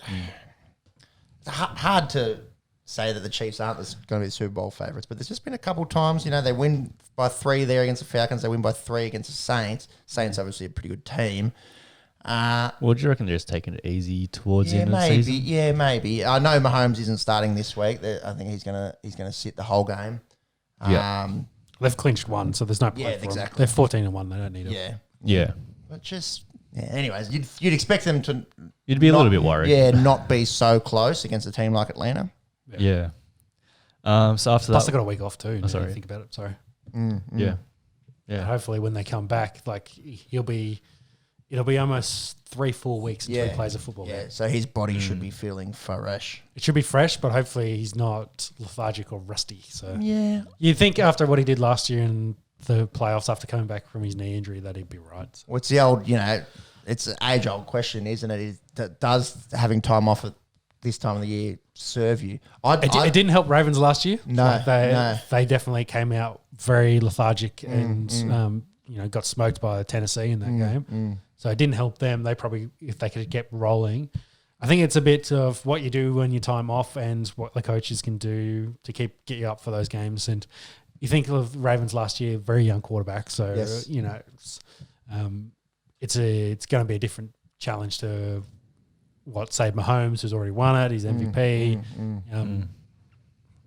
It's going to be the question of whether he gets up for another finals run, and you'd think he would. Yeah, So I think they'll be all right. And I think in the AFC as well, Steelers, I don't see them It's one of those ones. troubling them. Yeah, like I don't think Tennessee's, whether they sneak in or the Colts sneak in. Like there's a bunch of teams that might sneak in. Ravens are probably the hottest that Yeah, lot. I think the Ravens or the Bills. Yeah. So Bills are probably the only one that that have clinched that'll probably be the biggest competition I think for the Chiefs, and a dark horse maybe Ravens. But we'll get to playoffs. Yeah. Keep going. All right. So after that, we had New York Jets at home beating Cleveland 23-16. So Cleveland could have clinched by beating the Jets here, couldn't they? Yes. Yeah. I don't know how Jets won these 2 games, but anyway. No. That's a real dagger for Cleveland fans, isn't it? Yeah. Yeah, it is. Well, I guess moving on from that, we had Pittsburgh at home getting back in the winner's circle, beating out Indianapolis Colts 24-8. So I don't know if they just got a rocket up their ass from Tomlin after losing 3 in the trot. If there's any game where you'd be a little bit worried about him, maybe against this Indianapolis team sort of fighting for a playoff position. You got any numbers there? It's probably 2 of the best defenses in the AFC. 34 or 49 if for not the league. Roethlisberger. So James Conner was back, but he only had 5 carries. Yep. They had a total of 14 carries in this game to 49 passes. So they can't run the ball. No.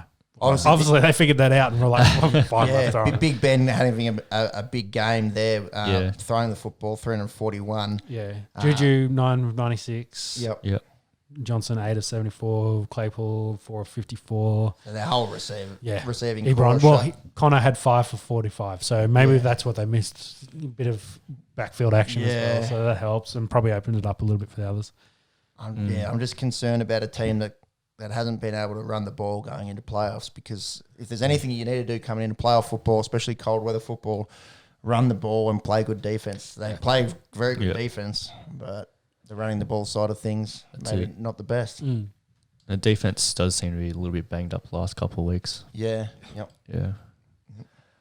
What was our next game there, Jimmy? Yeah, so after that, we had Jacksonville at home tanking for Trevor against the Chicago Bears, losing 17-41. Mitchell Trubisky. Trubisky had a good game here, didn't he? Yeah. Obviously, strength of opponent has to be considered. Well, David Montgomery, he's had... he's gone bananas, hasn't he? Last month, he's had an unreal month. Yeah. 23 carries for 95 yards, 1 touchdown. Yep, very good out of David Montgomery. I don't think he did that for me at all last year when I had him in fantasy, so thank you, David. And how did Trubisky go? Yeah, so he was 24 for 35, 265 yards, 2 touchdowns, 1 interception. Not bad. Not bad. Average numbers. Yeah, got the win. That's all you need. Robinson, 10 receptions for 103 yards. He's been... He's so underrated, but it's because he's on the one Browns. of the breakout players Bears, of the year, hasn't he? No one was talking about him in the draft.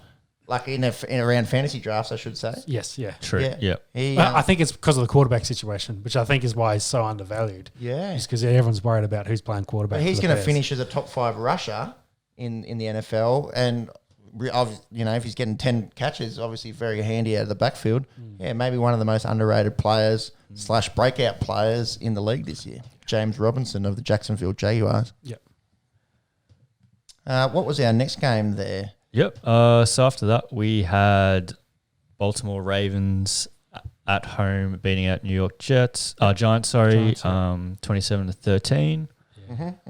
As expected. Yeah. Giants season's done. Ravens will be interesting if they clinch a playoff game. Moving on from there, we had Houston at home losing to Cincinnati 37-31. Cincinnati stringing two in a row. This was JJ Watt post game. Pretty passionate. Didn't hold back with his words for his teammates. Did you see this, Sean? I didn't, but I heard the stories that he's probably done there. Oh, Really? Well, JJ, yeah. Is that true? Yeah. Imagine if he goes to Pittsburgh. To Well, play that's with the, his brother. that's the chat, whether he'll go play with his brother at Pittsburgh. Oh, my God. Could you imagine? What's on both edges? Yeah. Yeah. Because I think he's had enough of Houston and what they've done, and he doesn't want to stick around for another rebuild. I'm not sure what his contract's like for how he could get in and out of it or not. But he might be getting close. I'll look that up. But there's talk that, he doesn't want to stick around. Well, post-podcast, you should have a look. It's only about 2 minutes where he gets really fiery, but he pretty much is calling out some of his teammates. I've seen him do it before as well. Like, He did it earlier on in the season. I think. Saying he did it a year or two ago. Guys aren't showing up on time. They don't want to be here. We get paid well. It's the best job in the world. Obviously, he's very passionate and expects to see the same out of his team members, teammates, and just maybe not getting it there in Houston. The Texans, obviously, 3 or 4 years ago, one of the best defenses in the league. They can't, they're letting 37 points in against the Bengals without Joe Burrow. Like, they stink. Yeah. They're really bad. So, we did mention that I suppose they're in a pretty strong division. So he signed a 6-year deal in 2015. So he's got 1 more year left on that deal. But according to this, he's got no dead cap. So they could actually just release him and not have any money hit the cap. Right. How old is he again? I reckon he's about Cam's 31. 31. Yeah. Yeah, so he's still got a few more years. Yep. Definitely. Yeah. Because I was thinking, because he's put a lot into Houston, would you just call it a day and he's ride off in the sunset? Or Yeah. Well, he wants to compete. Like I've been to 2 playoffs. Yeah. And we never deep. Yeah, we lost both first game because Yeah. they lost to Buffalo first game last year, and I think or the year before. Yeah. And then they lost the first game before that. So And I don't as think a they've ever defensive end, it's not like a quarterback. You're not going to be playing when you're 38. He's probably got 3 or 4 more years. Yeah, he's left probably in got him, 3 or 4 good So years. he's probably looking, if he can get out of this deal, he's probably looking for his last, which will be his 3rd contract, which would be his last contract possibly. And maybe Pittsburgh gives you the best options, but you might be concerned about the quarterback play there. But highly speculative. Yeah. I don't know. I'd imagine it'd be a dream growing up with your younger brother to maybe play with him. But it looks like he's had enough with the Texans, at least the way they've been putting in the last few weeks. Yeah, well, I suppose changing the guard with the head coach and stuff. Yeah, it definitely puts it up in the air. So moving on, we had the LA Chargers at home beating Denver 19-16. So the Chargers string 3 in a row wins. That makes their season look a little bit better. Denver should have won this game. And no playoff ramifications, I suppose, we move forward. No. Yeah. I just want to say Denver had more total yards, more passing yards, more rushing yards, more yards per plays, more first downs, more third down conversions, and still lost this game. How'd they lose? How did Turnovers? they lose? They didn't turn the ball. I had 2 interceptions. Yeah, well, They had more time of possession, but they just couldn't score points. McManus missed the field goal, which would have tied it. And then in the fourth quarter, they did nothing in the first half, and then they scored mostly in the second. Looking like Chargers would choke this one again, but they just couldn't put together a last drive to then tie it again. Actually, here's a stat for you. Jared Jeudy had 6 catches, and I think he had 15 targets in this game. 15 targets? Yeah, he set a record for 9 drops. Oh, jeez. Wow. I think of that 9, 6 were his drops. Really? Yeah. So Jerry. hit the jugs. Yep. Anyway. Yep. Justin Herbert. That's my Broncos chat. Justin Herbert, it is worth mentioning, goes to 28 touchdowns, the most ever by a rookie in the NFL, which is amazing. Yeah. Like guys like Peyton Manning, who pretty much started straight away. Peyton had the record, didn't he? I imagine it would have been. I think he had it at 28. Yeah. Andrew Luck as well, I think, started and went well first year. Maybe if someone just wants to have a look at that. I'll bring up Herbert. Yeah, most touchdowns by a rookie in the NFL. So people are talking about him, I guess, but they're haven't really been winning a heap of football games. But yeah, very, very impressive to win that, have that accolade as having the most passing touchdowns by a rookie, considering. Okay, so Baker said it at 27, taking over Peyton and Russell Wilson. Who were 26. Russell Wilson, yeah. Yeah, so Herbert's now taken it over from him. And with a game in hand too. So yeah. Could get 30. So does that put him as rookie of the year? Be him and Jefferson. I think that there's a legitimate case for Jefferson.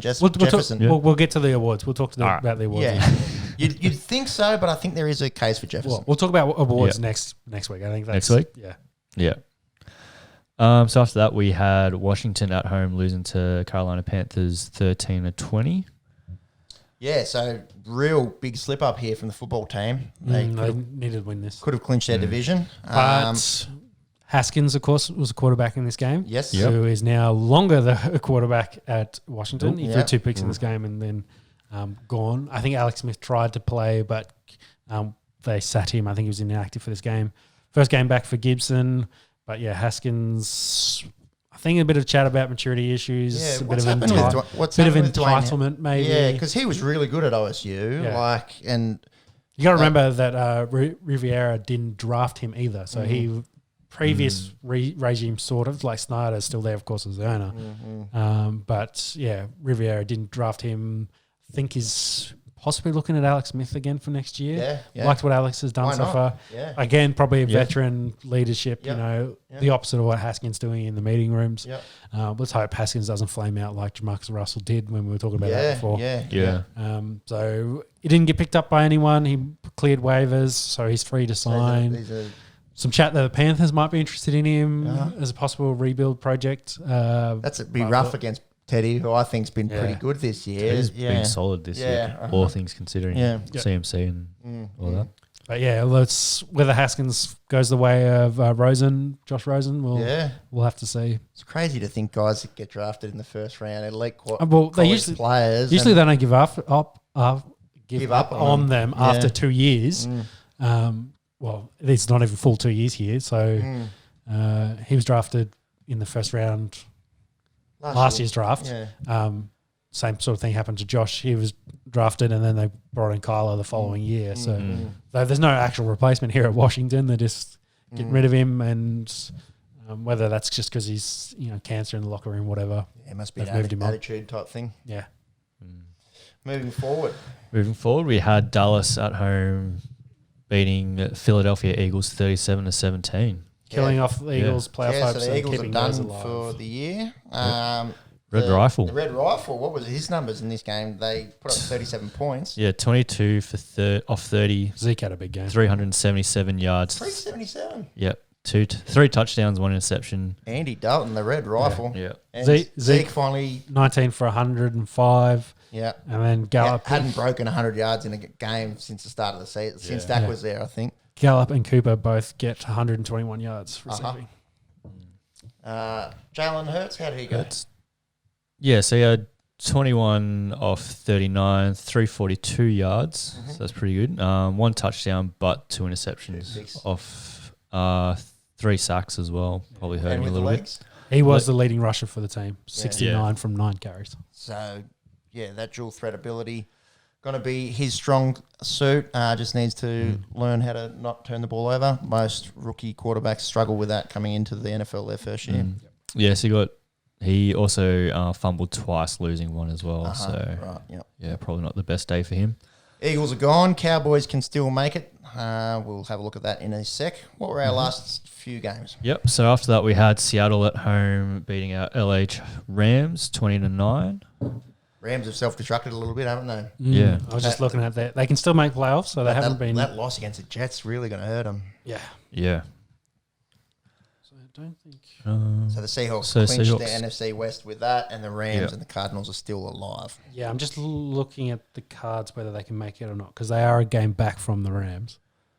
So the Cards are 8-7, the Rams are 9-6. Mm-hmm. Yes, they can. Arizona needs to win. There you go.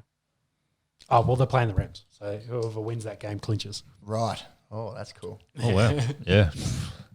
And After that, we had Green Bay at home smoking. Smash. Yeah, Tennessee Titans. So in the 40-14. this was an absolute frozen tundra game. Classic Green Bay in December. Like a foot of snow on the field. The guys working the brooms, to get the lines cleared up. I thought, geez, Yeah. this might suit the Tennessee Titans. They might be able to just feed Derrick Henry, play smash mouth, snowy football. Wrong. Aaron Rodgers, he looks better in the snow. Devontae Adams looks better in the snow. Devontae had a huge game. Yeah. They went absolutely nuts. Can I get some numbers there for Rodgers and Adams, So Adams was 11 receptions for 142 yards, 3 touchdowns. Yeah. if you don't mind? Yeah. So that's not a bad effort. And what about Rodgers? Rodgers 21 off 25, 231 yards, 4 touchdowns, 1 interception. So completing 80% in the snow. Yeah. So they had 37 rushing attempts, and AJ Dillon actually got 21 carries in this for 124 yards. Breakout game for AJ Dillon. I think perhaps they were saying let's kind of take the load off Aaron Jones. Yeah, I think maybe Jones might have rolled his ankle a little bit too. coming into playoffs. We have mentioned AJ Dillon on the Esky before. He is an absolute beast.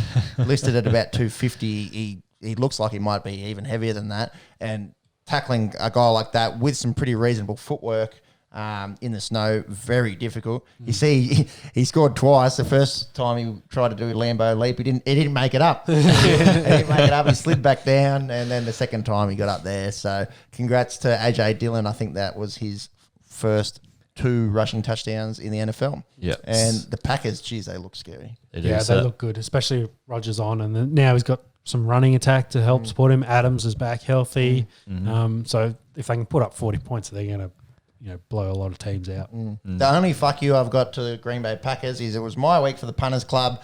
I looked at the weather in northern Wisconsin. I said, geez, that's rough. What's the unders overs? 53, if you don't mind. 53 was the total match points. I was going to smash the unders here. I'll smash the unders on the passing yards, which both got up for Tannehill and Rodgers. 54 points. Lose by half a point. That was my last roll of the dice, or second last roll of the dice from my Punters Club. Anyways, Green Bay Packers, go Pack go. They're looking really good and currently have the number 1 seed in the NFC leading into the last week of the NFL regular season. So just on that, Rodgers broke 4,000 yards. He's now on 44 touchdowns for the season off 5 interceptions. Whew. Yeah, so 44 to 5. 44 to 5. Remember when they used to say like 2 to 1 is a good ratio?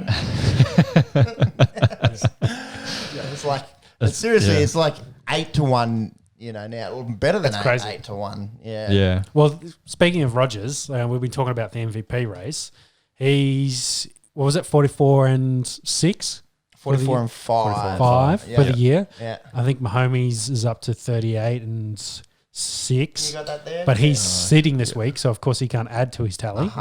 And then I think Danger Russ was 35 and it's like 12 interceptions. Yeah, a few picks, I think. So the difference, Mahomes is already at 4,700, so 4,700 passing yards, and Rodgers is at 4,000.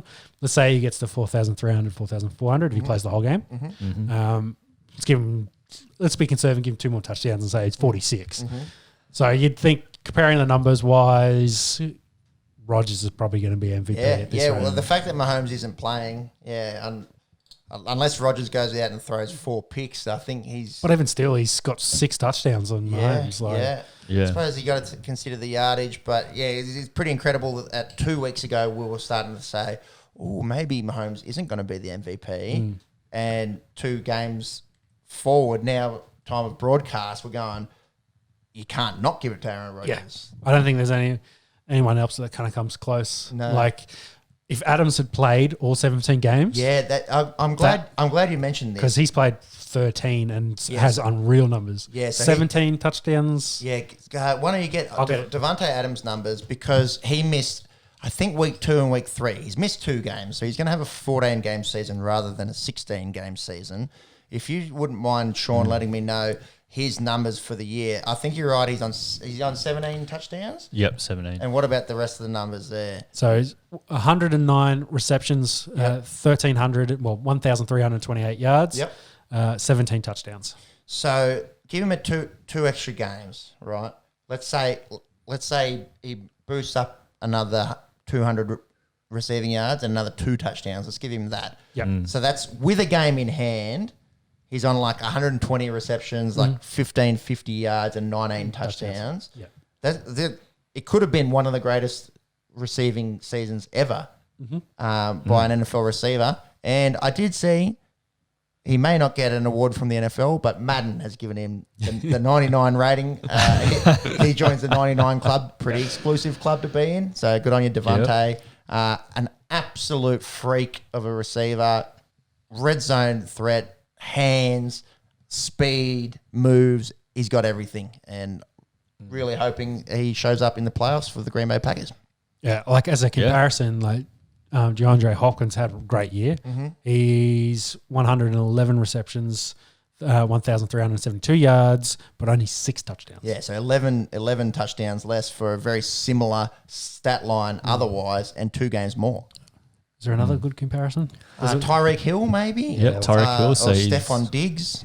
So Tyreek Hill's 87 off 135 targets. Yep. 1,276 yards, Yep. 15 touchdowns. So 15 touchdowns out of Tyreek, but two games. And 30 ahead less of- receptions, though. Yeah, and 30 less receptions. So Tyreek, obviously the deep threat. He's got this unrivaled speed. Yeah. But is he as a complete receiver as Adams? I'd say no. No. Well, you got Kelsey there as well, who's also been putting up big numbers. Yeah, Yes. and hard to compare, Which- I suppose, receiver to tight end. Yeah, but like Kelsey's season stats, then is a comparison. You've got, for Tyreek, I mean. Yeah. Yeah, like he's 105 receptions for 1,416 yards for 11 touchdowns. Well, speaking of best seasons ever, this could go up there with one of the best tight end seasons ever. It's definitely the most yards. I think when Gronk was going mental, I think he had a few seasons where he had 16, 17 touchdowns. So that maybe... I don't think he ever got the yardage, though. No. So an incredible number of volume there for...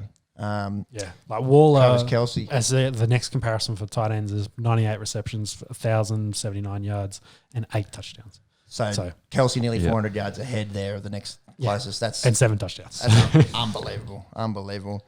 I suppose we should try and finish off the games that were. How many left there? So we had One. that rounded out Sunday. Yep. So last game for the week on Monday was New England at home losing to Buffalo 9 Wrong. to Wrong way around. wrong way around. No. New England at home losing to Buffalo. Yes, that's right. You said it the other way around. No, I didn't. I'm sure you did. Anyway. We'll find that out. Check the tape. Check the tape. 9 to 38. Yeah. Bill smoked him. Yeah. Yeah, New England bad. We've mentioned Cam's quarterback play. Josh Allen, he has 34 passing touchdowns. That's the single season record for Buffalo. Beats out Jim Carrey. So Stidham actually played a little bit in this. I think he played the last quarter. So we've kind of covered this. We're not real great in this game. 4 for 11 for 44. But yeah, the Patriots and all sorts. They can't pass the ball at all. No. 320 yards, 4 touchdowns for Allen. He's been really, really good. Yeah. Yeah, if it wasn't for those guys that were talking about Rodgers and Did Mahomes, they bench him towards the end of the probably game? the third best He player. did. I don't think yeah. he played the last series Yeah. based on that. Just saw Matt Barkley Yeah, 3 He's seasons. still kicking around. Still Old kicking around, yeah. USC man, Matt Barkley. The one we did forget was Diggs. So Diggs has 120 receptions for 1,459 yards and 8 touchdowns. So again, about half the touchdowns as Devontae, but in terms of volume, really nice season out of Stephon Diggs. 120 catches with a game in hand. That's mental. Considering he had 63 last year. Yeah. You can see why he wanted out. Yeah. All right. And putting that in perspective, Kelsey's only like 40 odd yards behind him Yep. Right. as a tight end. Yeah. Crazy season. Crazy season. There's been some really good offensive play, definitely. And I think, how far is Henry from 2,000? Or I think far. I think far. It could happen. He got another 100, so I think he's probably 400 away. No, I think it's he's closer than that. Closer. So he's on 1,777 yards. Yeah. So he needs 240. If anyone can do it, it's him. They're playing the Texans. 223 to be exact. There you go. And I think he's had... It's 15 touchdowns. Well, he's 200 games this year. He's had 215 and 212, so he'd be 10 short if he had it based on that average. But That game against the Packers hurt him, man. yeah, well, I think God, that's nice to look at those numbers. There's so many triple digits there. I think the Browns game was probably the one that hurt him the most. The Yeah. 15 and 60 after he's had his big kind of run around there, but he bounced back. 200 against the Jags helps. Yeah, 98 against 98. Like that's still almost 100. That's kind of what your average you want to be. Great season, still a great nonetheless, season. out of Derrick Henry, And 15 touchdowns on the year for him. the king. All right. Let's have a preview of Week 17 Well- and discuss the playoff picture. Yeah, I think we'll focus more on the playoff pitches because all the other games don't mean anything. So Yeah. Okay. All right. Yeah. Let's do that. Yeah. I like where your head's at there. So- Don't need to talk about any toilet bowls in Week 17. yeah, and AKA the Jets versus the Patriots. yes, exactly. Will the Jets get the third pick if they win that game? That'd be so funny. Is anyone on 2? I don't think so. Because the Bengals now, Yeah, they won their last 2, so they've Yeah. bumped up. I don't. Texans have won 4 games. There's a table. Yeah. The Let me Eagles won have a. 4.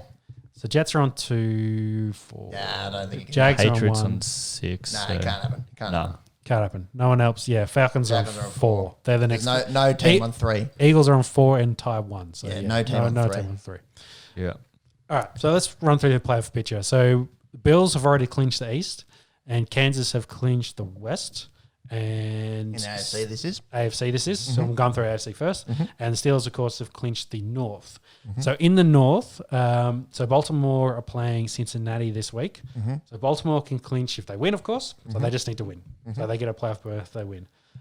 They can get in if the Browns lose or if Indianapolis lose. And they lose to the Bengals. Is that what you're saying?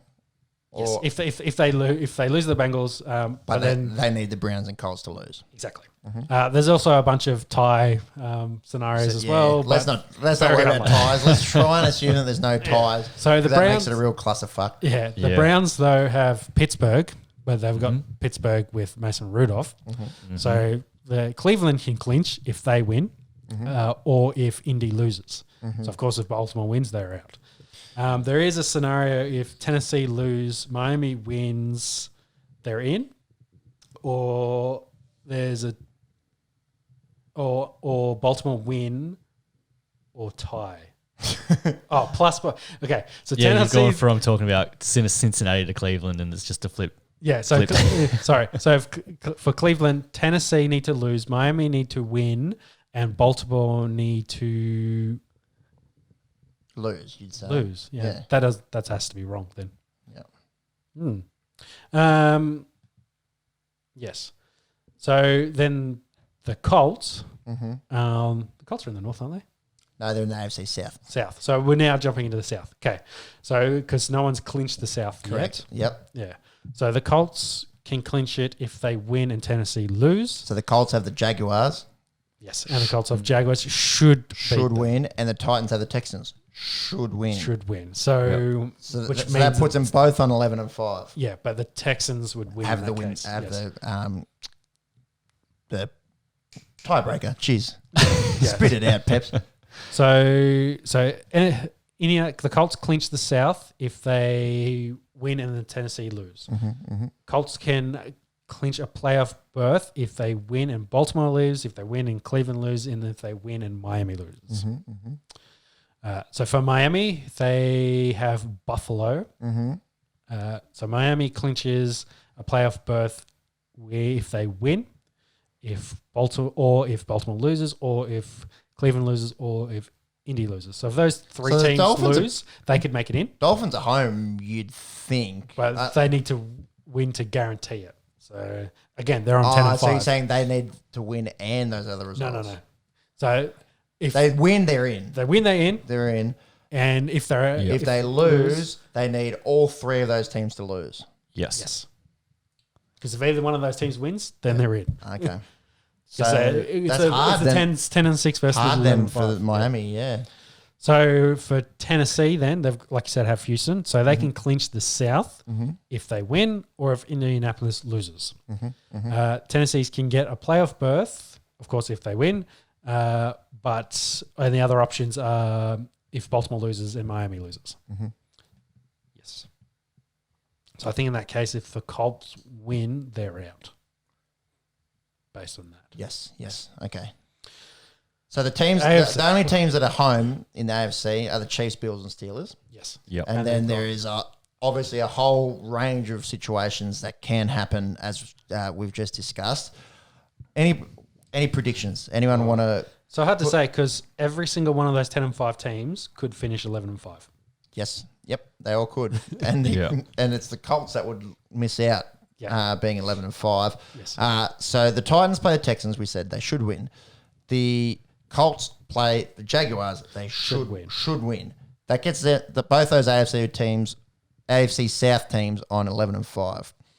The games that are probably a little bit more interesting, Dolphins and Bills. So the Bills have already wrapped up their division. The Dolphins can't catch them. No. They don't have anything to gain by finishing 13 and 3. They can't be the number 1 seed. Maybe in the second half there, the Bills might say, okay, we take the foot off a little bit. Josh Allen's going to sit. It's not must win for the Bills, but it is must win for Miami. Because they can't, of course, get the first round bye. They can't. The first round bye has been clinched by Kansas City. Yeah, Kansas City are 14 and 1. The Bills are 12 and 3. Can't catch it. That's done. That's done. The Bills can't finish first in the AFC. So for me, that kind of makes me think, maybe the Dolphins have a chance there against the Bills. The Ravens play the Bengals. The Ravens have been heating up. They've been really heating up the last 4 or 5 games. I'd be really, really disappointed in them as a neutral viewer if they lose this game. Should win, should clinch. You'd hate to see them in a situation where they think that they can win, so they don't play as hard as they could. Yeah, I guess, but you don't throwing the game, but I don't think you underestimate the Bengals. They've obviously coming off a week beating, 2 hot wins, like beating Pittsburgh. You can't underestimate them, but based on talent, they should win that game. 100%. Yeah, they should win this game. The Cleveland Browns play the Pittsburgh Steelers without Big Ben. They coming off a loss to the Jets as well. That was 2 weeks ago. No, that was this week. They've just lost to the Jets. They might have the poor, long-suffering people of Cleveland. After the Browns played one of the epic games against Baltimore on Monday Night Football a few weeks ago, they dropped this game against the Jets. I think they beat the Giants in between that. This Jets loss could really, really kill them. It could really kill them. Hopefully, it kicks them in the bum. And they come out firing against the Steelers. I've said on this they should beat a Mason Rudolph-led Steelers after what Mason Rudolph-led Steelers did last year. Nothing. They should win this game. I've said on this podcast before, I want to see the Cleveland Browns in the playoffs for the people of Cleveland. For the people of Cleveland. If I've got a prediction for this week, it's that the Cleveland Browns miss out on the playoffs. that they miss out. The Colts should put away the Jags. Yeah. The Ravens should put away the Bengals. The Titans should put away the Texans. It's going to come down for mine to this Miami Dolphins, Buffalo Bills game and this Cleveland Browns, Pittsburgh Steelers game. I think it's down to those two for that last spot. I'm going to say sorry, Cleveland. That's what I'm going to say. That's my bold prediction. Yeah, I'd love to be proved wrong. I'd also like to see the Miami Dolphins playing playoff football. They haven't done that for a long time. Two are there. I think Fitzpatrick's on COVID as well, so I think he's going to miss this week. Oh, really? Yes. So, but Tua's good to go? Tua's good to go. Yeah. But if in that game where they beat the Raiders, they switched them out. Yeah. In the last quarter because they wanted and there was a bit more aggression. And the face mask ball. Yes. Okay, we're happy with AFC East? Yep. Well, that's AFC. We're done there. So happy with AFC. Apologies. So NFC. So Green Bay have clinched the North. The Saints have clinched the South, and the Seahawks have clinched the West. So in the would be the South, wouldn't it? Tampa Bay have clinched a playoff berth. Yep. So they've clinched So it doesn't matter what happens. Tampa Bay's in the playoffs. In the playoffs. Yeah. So I'm happy with that. Go Bucks. Yeah, they've made it in. So Jimmy the Chinaman, obviously a big Tampa Bay Buccaneers fan. He's rocking the Tampa Bay Bucks hat. Happy to see them there. Any thoughts, Very much so. Jimmy? Getting Brady. They were hot last week, so need to keep it going. Just got to keep it going. Gronk was actually unreal last week. Gronk smash. Yeah. Yeah. So He's really come on the second half of this season, hasn't he? Yeah, he has been good. Getting out of party shape and back into football shape. That's it. There's not too much difference between them. Not too much. And yeah, Brown's been picking up. Evans been going good. Yeah. Good. That offense is scary. Yeah, just always worried about the secondary with the Bucks. So hopefully they can pull through. Yeah. So then the next game, this is probably the most important one, is the Cards versus the Rams. So the Cards can clinch a playoff berth if they win. Or they have to win. They have to win to get a playoff berth. I'm not going to worry about it. They have to tie and Cincinnati and Chicago lose. Yep. So Chicago Bears are versing the Packers. So Chicago can clinch a playoff berth if they win or if Arizona loses. Okay. Yep. So then in the East, hold on, let me skip the East. We'll come back to this is out of order, but anyway, skip the East because the East is East. So the Green Bay Packers, the Packers can clinch a first round bye if they win or if the Hawks lose. So the Rams can clinch a playoff berth with a win or with a Bears loss. So Bears are still in the hunt. Okay.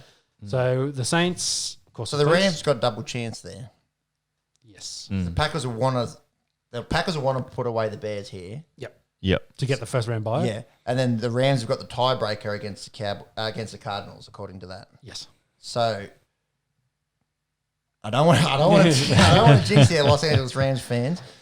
That loss against the Jets may not prove to kill them. They might be okay because the Packers will want to beat the Chicago Bears and tie up that number one seed. Yeah, but if it does, that means the Jets have killed two teams' playoff potential. Heartbreaking. That's crazy. Wouldn't have said that a couple of weeks ago. No. All right, so the Saints can clinch a first round bye with a win, a Green Bay loss, and a Seahawks win. That's the only way they can get a first round bye. Not going to happen. You wouldn't think. No. Not exactly how that's going to happen. They, of course, are playing the Panthers, so they should beat them. Should, but then obviously a lot needs to happen for them to win that number one seed. Yeah. It's not impossible, but can happen. So the Seahawks have got the Niners. So the Seahawk. Oh my God! Seattle Seahawks can clinch the first round bye if they win. Green Bay loses, and then New Orleans Saints lose as well. Yeah. Yep. Again, highly unlikely that the Saints and Packers both lose those games. So we're saying Green Bay's got that first round bye. They win, they've got it. Yeah. Yeah. And they always play the Bears games. Always pretty competitive. Yeah. It's at Chicago. Should be at Chicago, I believe. It doesn't matter either way. It's probably going to be cold. Cold as shit. Yeah. But I don't. Maybe we'll channel the cricket. You know, they got the win loss percentage thing. I'm going to say the Packers are 80% chance of being the number one seed here in the NFC. And then the Saints and Seahawks 10% each. Yeah. All right. So let's now talk about the East. So the shit show that is the NFC East. So we're only talking about the worst division in football ever. Yeah. Well, I wouldn't surprise. I think a couple of years ago they were in the exact same situation they are now. But yes, of a team that could. There's a possibility if we'll see. So whoever wins the NFC East has to be 7-9. So that's happened Or- before. That's happened before. Or I think 6, there's ties. 6, There's 9, ties. and 1. We're fucking off ties. Too much can happen. Too much can happen. So the team that wins the NFC East is going to be 7 and 9, and there's probably going to be a team that misses out from the AFC at 11 and 5 or 10 and 6. So yeah, that's the way it works with divisions. But you know, you got to win your divisions. It's kind of crazy that Unfair. It's unfair. like 2 teams that'll finish 11 and 5 may miss out, or even 3. Yeah. In the AFC, and then you've got 3 teams on close to 6 and 9 playing off to possibly sneak in. They will most likely get smoked in the first round. Yep. But you never know. Maybe The Giants going to win the Super Bowl from 6 and 10. Eli's coming out of retirement. Tyree's catching it on his head. All right, so Run us through it, Sean. Run us through it. So Dallas are playing the Giants, so 6 and 9 and 5 and 10. Mm-hmm. Dallas can clinch if they win, and Washington loses. Mm-hmm. So then let me just scroll and find the other ones. So the Giants can clinch if they win, and Washington loses. Mm-hmm. So they must own the tie break against the football team. Correct. I nearly called them that other disgusting name. Yes. So the football team, Washington, are 6 and 9. They play the Eagles. They clinch if they win. Yep. So they clinch. That's if they it. That's so, it. Yeah. Yep. So the football team's got the power here in the NFC East. Yep. They win, they're in. Yes. Win, they're in. How do you reckon they'll go against Philly though? Well, Philly with Jalen Hurts have looked like a slightly Depends who plays quarterback for slightly Washington. better side. Yeah. Do we Well, know? yeah. Is it going? Because it's not, definitely not Haskins. Definitely not Haskins. So I think Alex Smith. It's should probably be back. Alex Smith. Let's have a quick look. who's the other guy that shared snaps with Haskins just this last week? Because it's not Kyle Allen because he's gone. I had it up a second ago. It started with S. His last name started with S. I It's an think. absolute carousel. Yeah. Yep. No quick updates here to say who's So- playing. So on the depth chart, we've got Alex Smith as questionable starter, Taylor Henisky, That sounds about- Henicki, sorry, is second string. Stephen Mortez is third. So I think that Taylor Heineke had Heineke, some yeah. snaps. Yeah. So Alex Smith, like you say, questionable. He did get a limited practice in, so he could. Jeez, that's not the preparation play. you want going into a must-win game. Is who the fuck's going to play quarterback? Yeah. Oh man. Well, To be honest, for them, I kind of say this as you're winning the opportunity to then get smoked in the first round of the playoffs. so they'll be but they won't. They don't be the 7th seed. They get the 4th seed. Yes. Yeah. So Which is bullshit. so if they're the fourth, who do they They probably play? get the Bucks. They play 5. They probably get the Bucks. Yeah, they get 5. Bucks. Yeah. Yeah. So hopefully Tampa Bay just punishes whichever of these shit teams gets in. Oh, I can actually see it though. If Washington wins this, their front 7. Brady's been struggling all year with pressure. Yeah. They'll just get it after him, and he'll have a shocking game, and they'll somehow win this to move on to the next round. That's so unfair. Please don't let that happen, football gods. Okay. So the rest of week 7 doesn't matter except for they're the games to know about. I think that'll probably do us for NFL for this week. Beautiful. Yeah, probably. We might. Well, that was nearly 2 hours between the cricket and the To be fair, it's heating, like it's a really nice time to be talking about the NFL. Yeah. And, it's January 2. We're in Australia. We drink beer. There's double headers of Big Bash. There's a lot on. of cricket There's Test going. cricket on against India. Yeah. That's all I want to Not all I want to talk about, but I'd love talking about these two sports at this time of the year. Yeah, definitely. Yeah. So I might knock off 2 quick stories because there's not real much news in the other domestic sports. The only real news in the NRL was it's Brett, isn't it? Brett Naden gets a 1-month ban for his cocaine use. So they ruled it wasn't in competition and it wasn't for performance enhancing. So under the new rules that they've got from Asada, he only gets a month ban. Which I think, of course, he'll have to spend at the start of the year, so he'll miss the first 4 games of the season. We've spoken about this before. One of the first instances ever where a recreational drug only gets a slap on the wrist. I think they should do like a strike policy type thing. Okay, you get done again. That's what the AFL does. So. Yeah, maybe it's a bit longer, and then if it's 3 or 4 times, all right, then we've got to start talking about some serious sanctions. Yeah. If you want to start finding, and suspending everyone that's used cocaine in the NRL, there's not going to be much of the league left. Like, let's be honest. You know, we don't bullshit here. We don't have any bosses. We don't have anyone that's telling us, you know, to sugarcoat things. We can say things the way they are. Until Sportsbet jumps on board. Yeah, that's right. And then there'll be a lot more gambling and a lot less cocaine.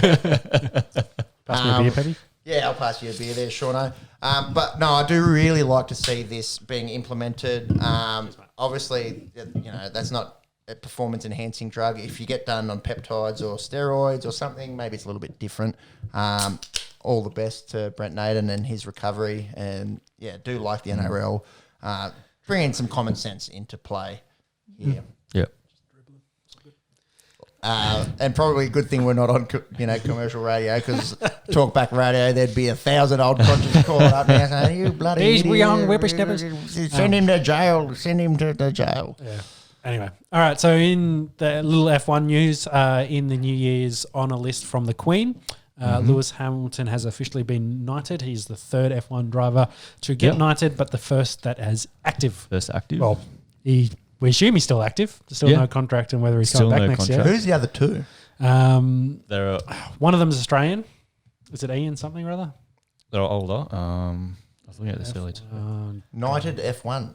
That's huge. Yes. Like, there's not many two people that No. become a Because they got to knight. be from the Commonwealth. Oh, I'm typing the thing's not even searching. Fuck it. Monkey, you can find it. No, got it. They're the two. Ian Botham? The No. He's drivers. a cricketer. He's cricketer, yeah. It's not that. Let me find it. Who's the bloody Australian driver? The It's going to annoy me the shit out of me when you say it to me.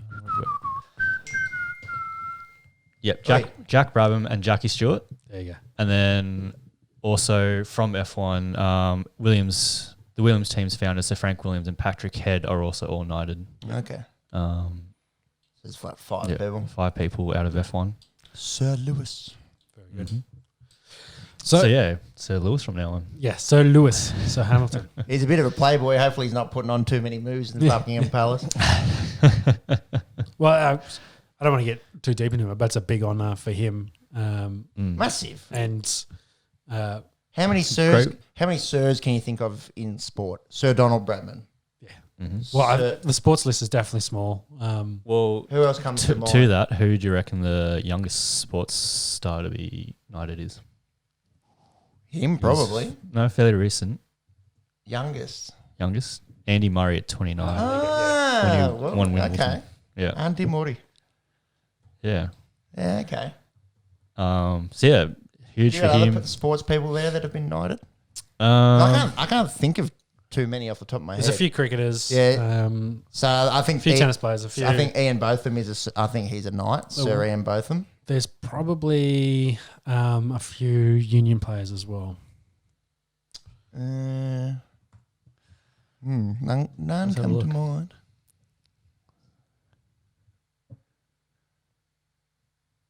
Oh, jeez. Pick your sport. Yeah. Who have we got? Golf. Golf. So we've got Sir Henry Cotton.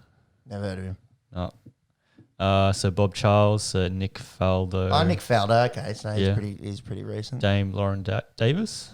So four golfers ever have been knighted. So Athletics pr- seems pretty- to be the pretty prestigious. rugby. Rugby's Alright, heaps. here we go. What about there's a lot there.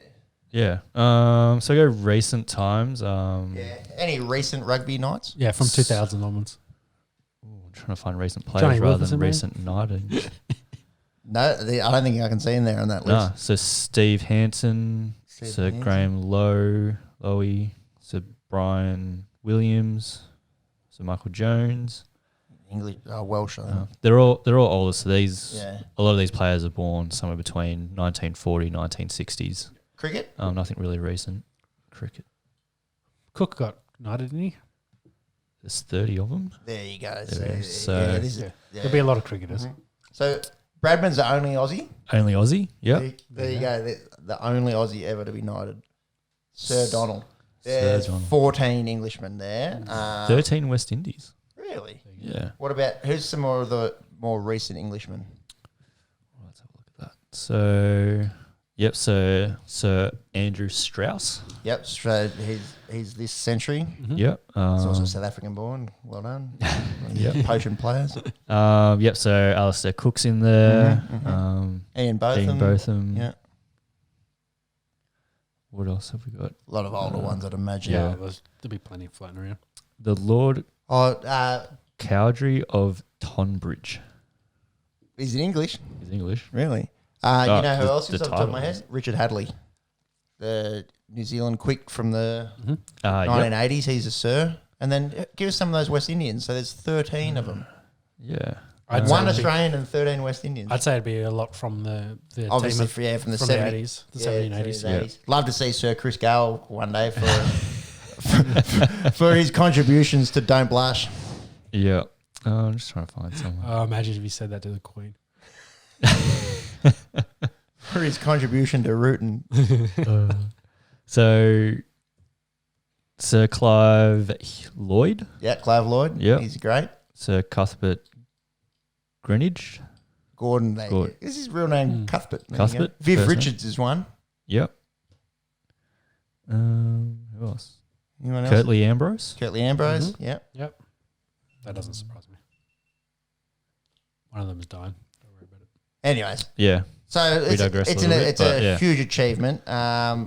Obviously, there's a lot of cricketers that have been knighted, but not too many F1 drivers and not too many sports people in general. Probably a list of about 100 people there ever. Yeah. So, Sir Lewis, congratulations. Yep. Yeah. Definitely. Capping off a Congrats. huge year for him. Big year. Yeah. So I think we'll probably move now into some NBA chat. Yeah, so the season obviously started since our last podcast. Five games deep for most teams now. Yep. So running through it, Sixers, Pacers, Hawks, and Magic are the top of the East at 4-1. The Clippers and Suns are at 4-1 and the top of the West. And the Wizards are the only team at the moment on 0-5. Yeah, that's pretty cool little stat there. That there's 29 teams that have won a game in the first 5-ish games in the NBA. Wizards obviously hurting from the loss of John Wall. Yeah, they could be a bit stinky this year. Well, Wall played his first game. I don't know when it was in the recent days. In the last few days. It was yeah. the last game for Houston. He was a part of it. Was his first game.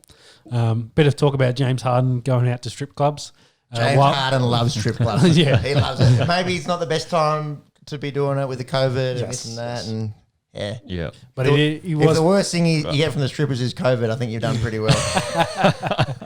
Well, he went 44 points and was at 17 assists. Yeah, 17 dimes and 44 in his first outing there for the Houston Rockets. The beard is an absolute freak. Not bad out of a guy who apparently wants out. Yeah. Well, as you talk, he hasn't been traded yet. And, there'd been talk about the 76ers and Simmons being the trade bait there. But Simmons has been playing pretty well of late and had a good season so far too. So no movement as yet for Can that. you give us a date on the NBA trade deadline? Because normally I think it's around about now. But with COVID, they must... I'd imagine they've extended it. It's normally, a few months into the season. Yep. Yeah, maybe he stays this year.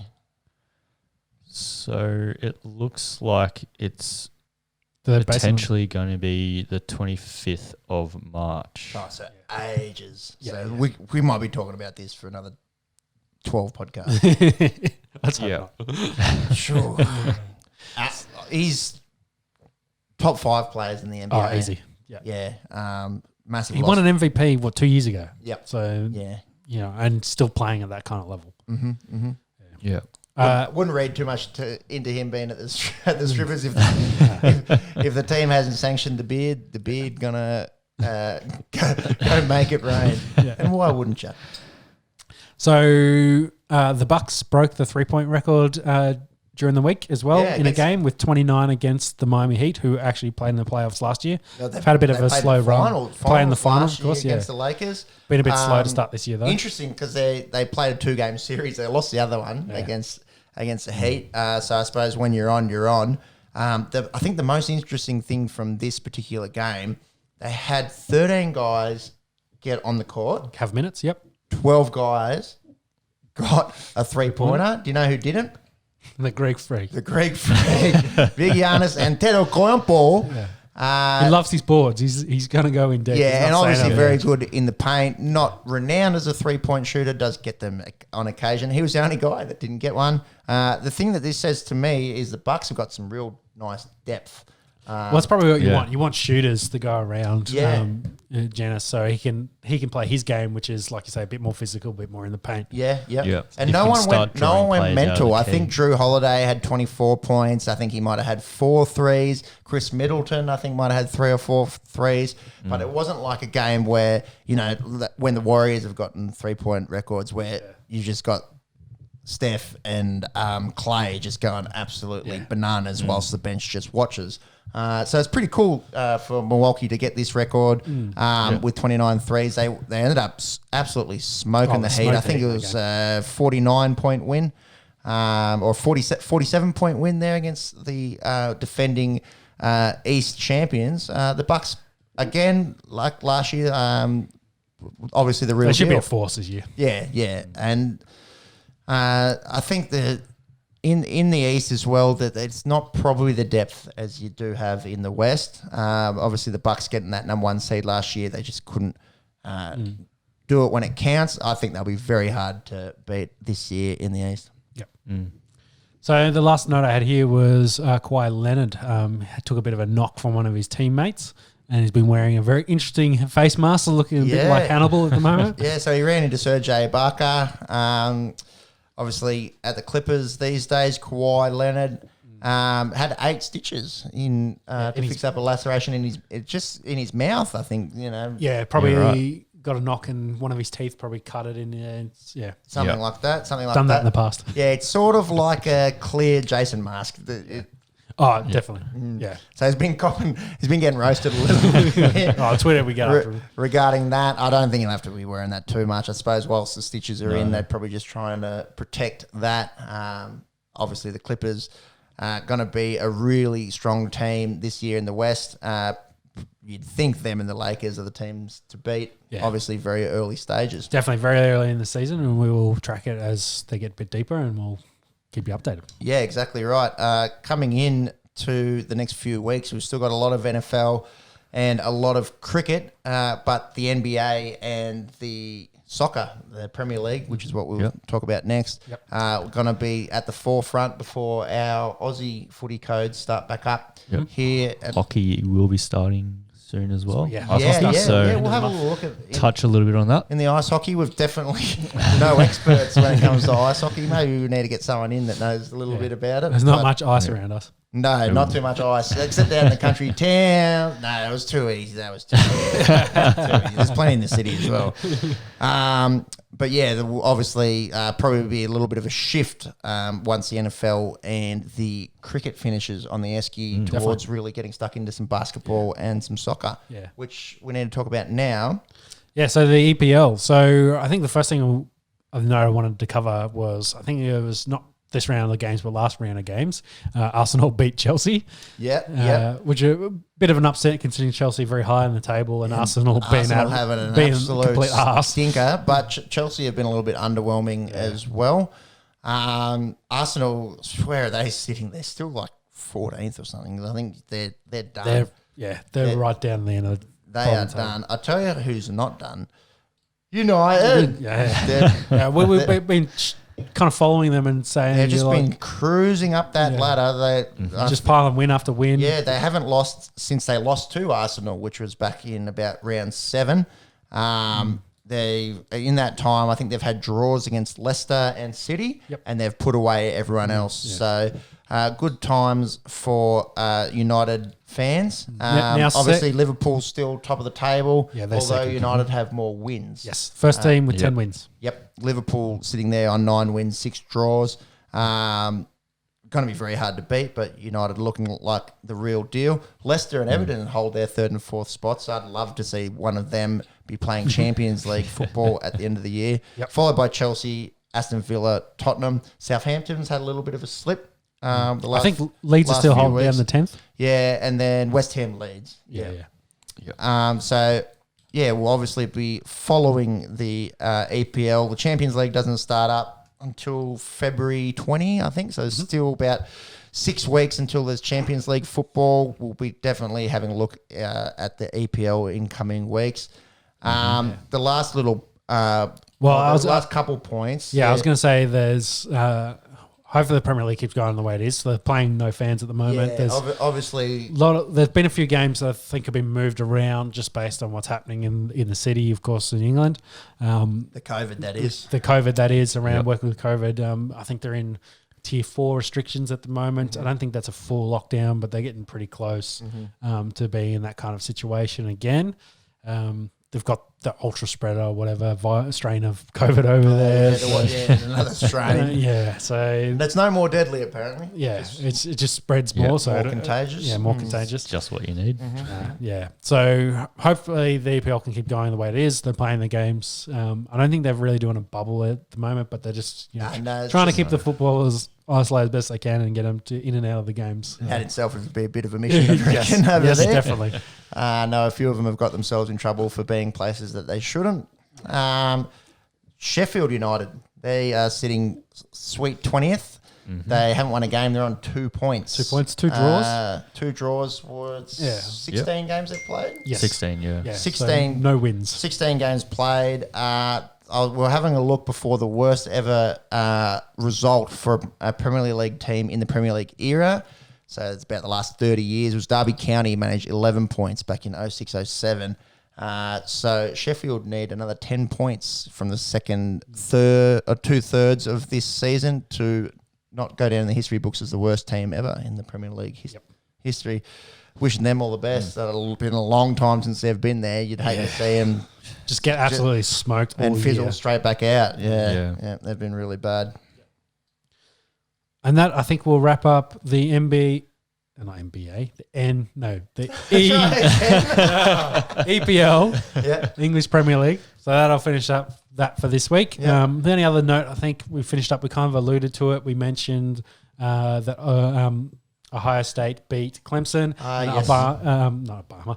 Barack Obama. Alabama beat Notre Dame. So Alabama will play Ohio State in the SEC championship game. I'm not sure what their national championship game. I'm not sure what the official sponsor for the bowl thing is. Oh, fucked if I know. But they change all the time. The 3 quarterbacks, they could all go pretty high in this draft. Fields have looked unreal.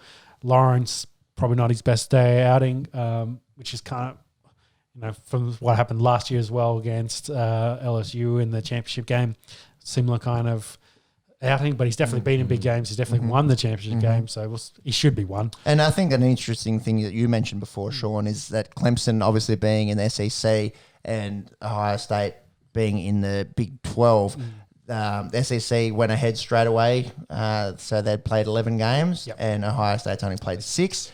Possibly a little bit of a freshness thing to consider. Freshness there versus wear and tear as well. So it could all play in a part, but it'll be interesting to see how they go against Alabama because is it Mac Jones? He's been looking really Mac really Jones. good. It looks like it's gonna be him or his receiver Devonta Smith. That'll win the Heisman. Smith had 7 catches for 140 odd yards, 3 touchdowns today. He definitely hasn't hurt his chances.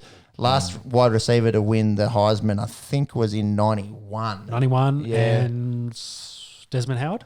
Yeah, I think that's about right. We looked this up the other day. Yeah, we did. So it will be about 30 years of history that need to come undone there.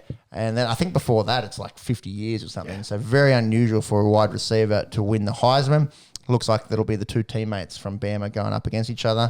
And that national championship game, Ohio State versus Alabama, should be about this time next week. We might have a little bit of a preview. I think it'll be Saturday next week. Yeah, a little bit of It's 9 days away. 9 days. 9 days away, so we can probably preview that before we sit on the Esky next show. Yep. So thank you for tuning in and listening to us talk about all the sports with a big chat about cricket, the NFL, and of course then running through some quick updates in the NRL, F1, EPL and NBA. Yeah. Looking forward to doing it all again in a week. Miss you boys last week. Yeah. A lot to get through today. Luckily, I think for us that there's probably a little bit less sport over the Christmas, New Year's than we normally need to cover. Obviously, no fighting. The A-League kind of got The A-League's back. Yeah, but it's only just started. We'll keep an eye on the A-League, of course. We can't be soccer snobs and just follow the EPL. We should be having a look at what's going on down under. But yeah, it's good to see you boys again, and welcome to 2021. Let's get it. Yep. Thank you all. Thank you for listening. We'll see you all next week. See you next week. Bye. Bye. Bye. Bye.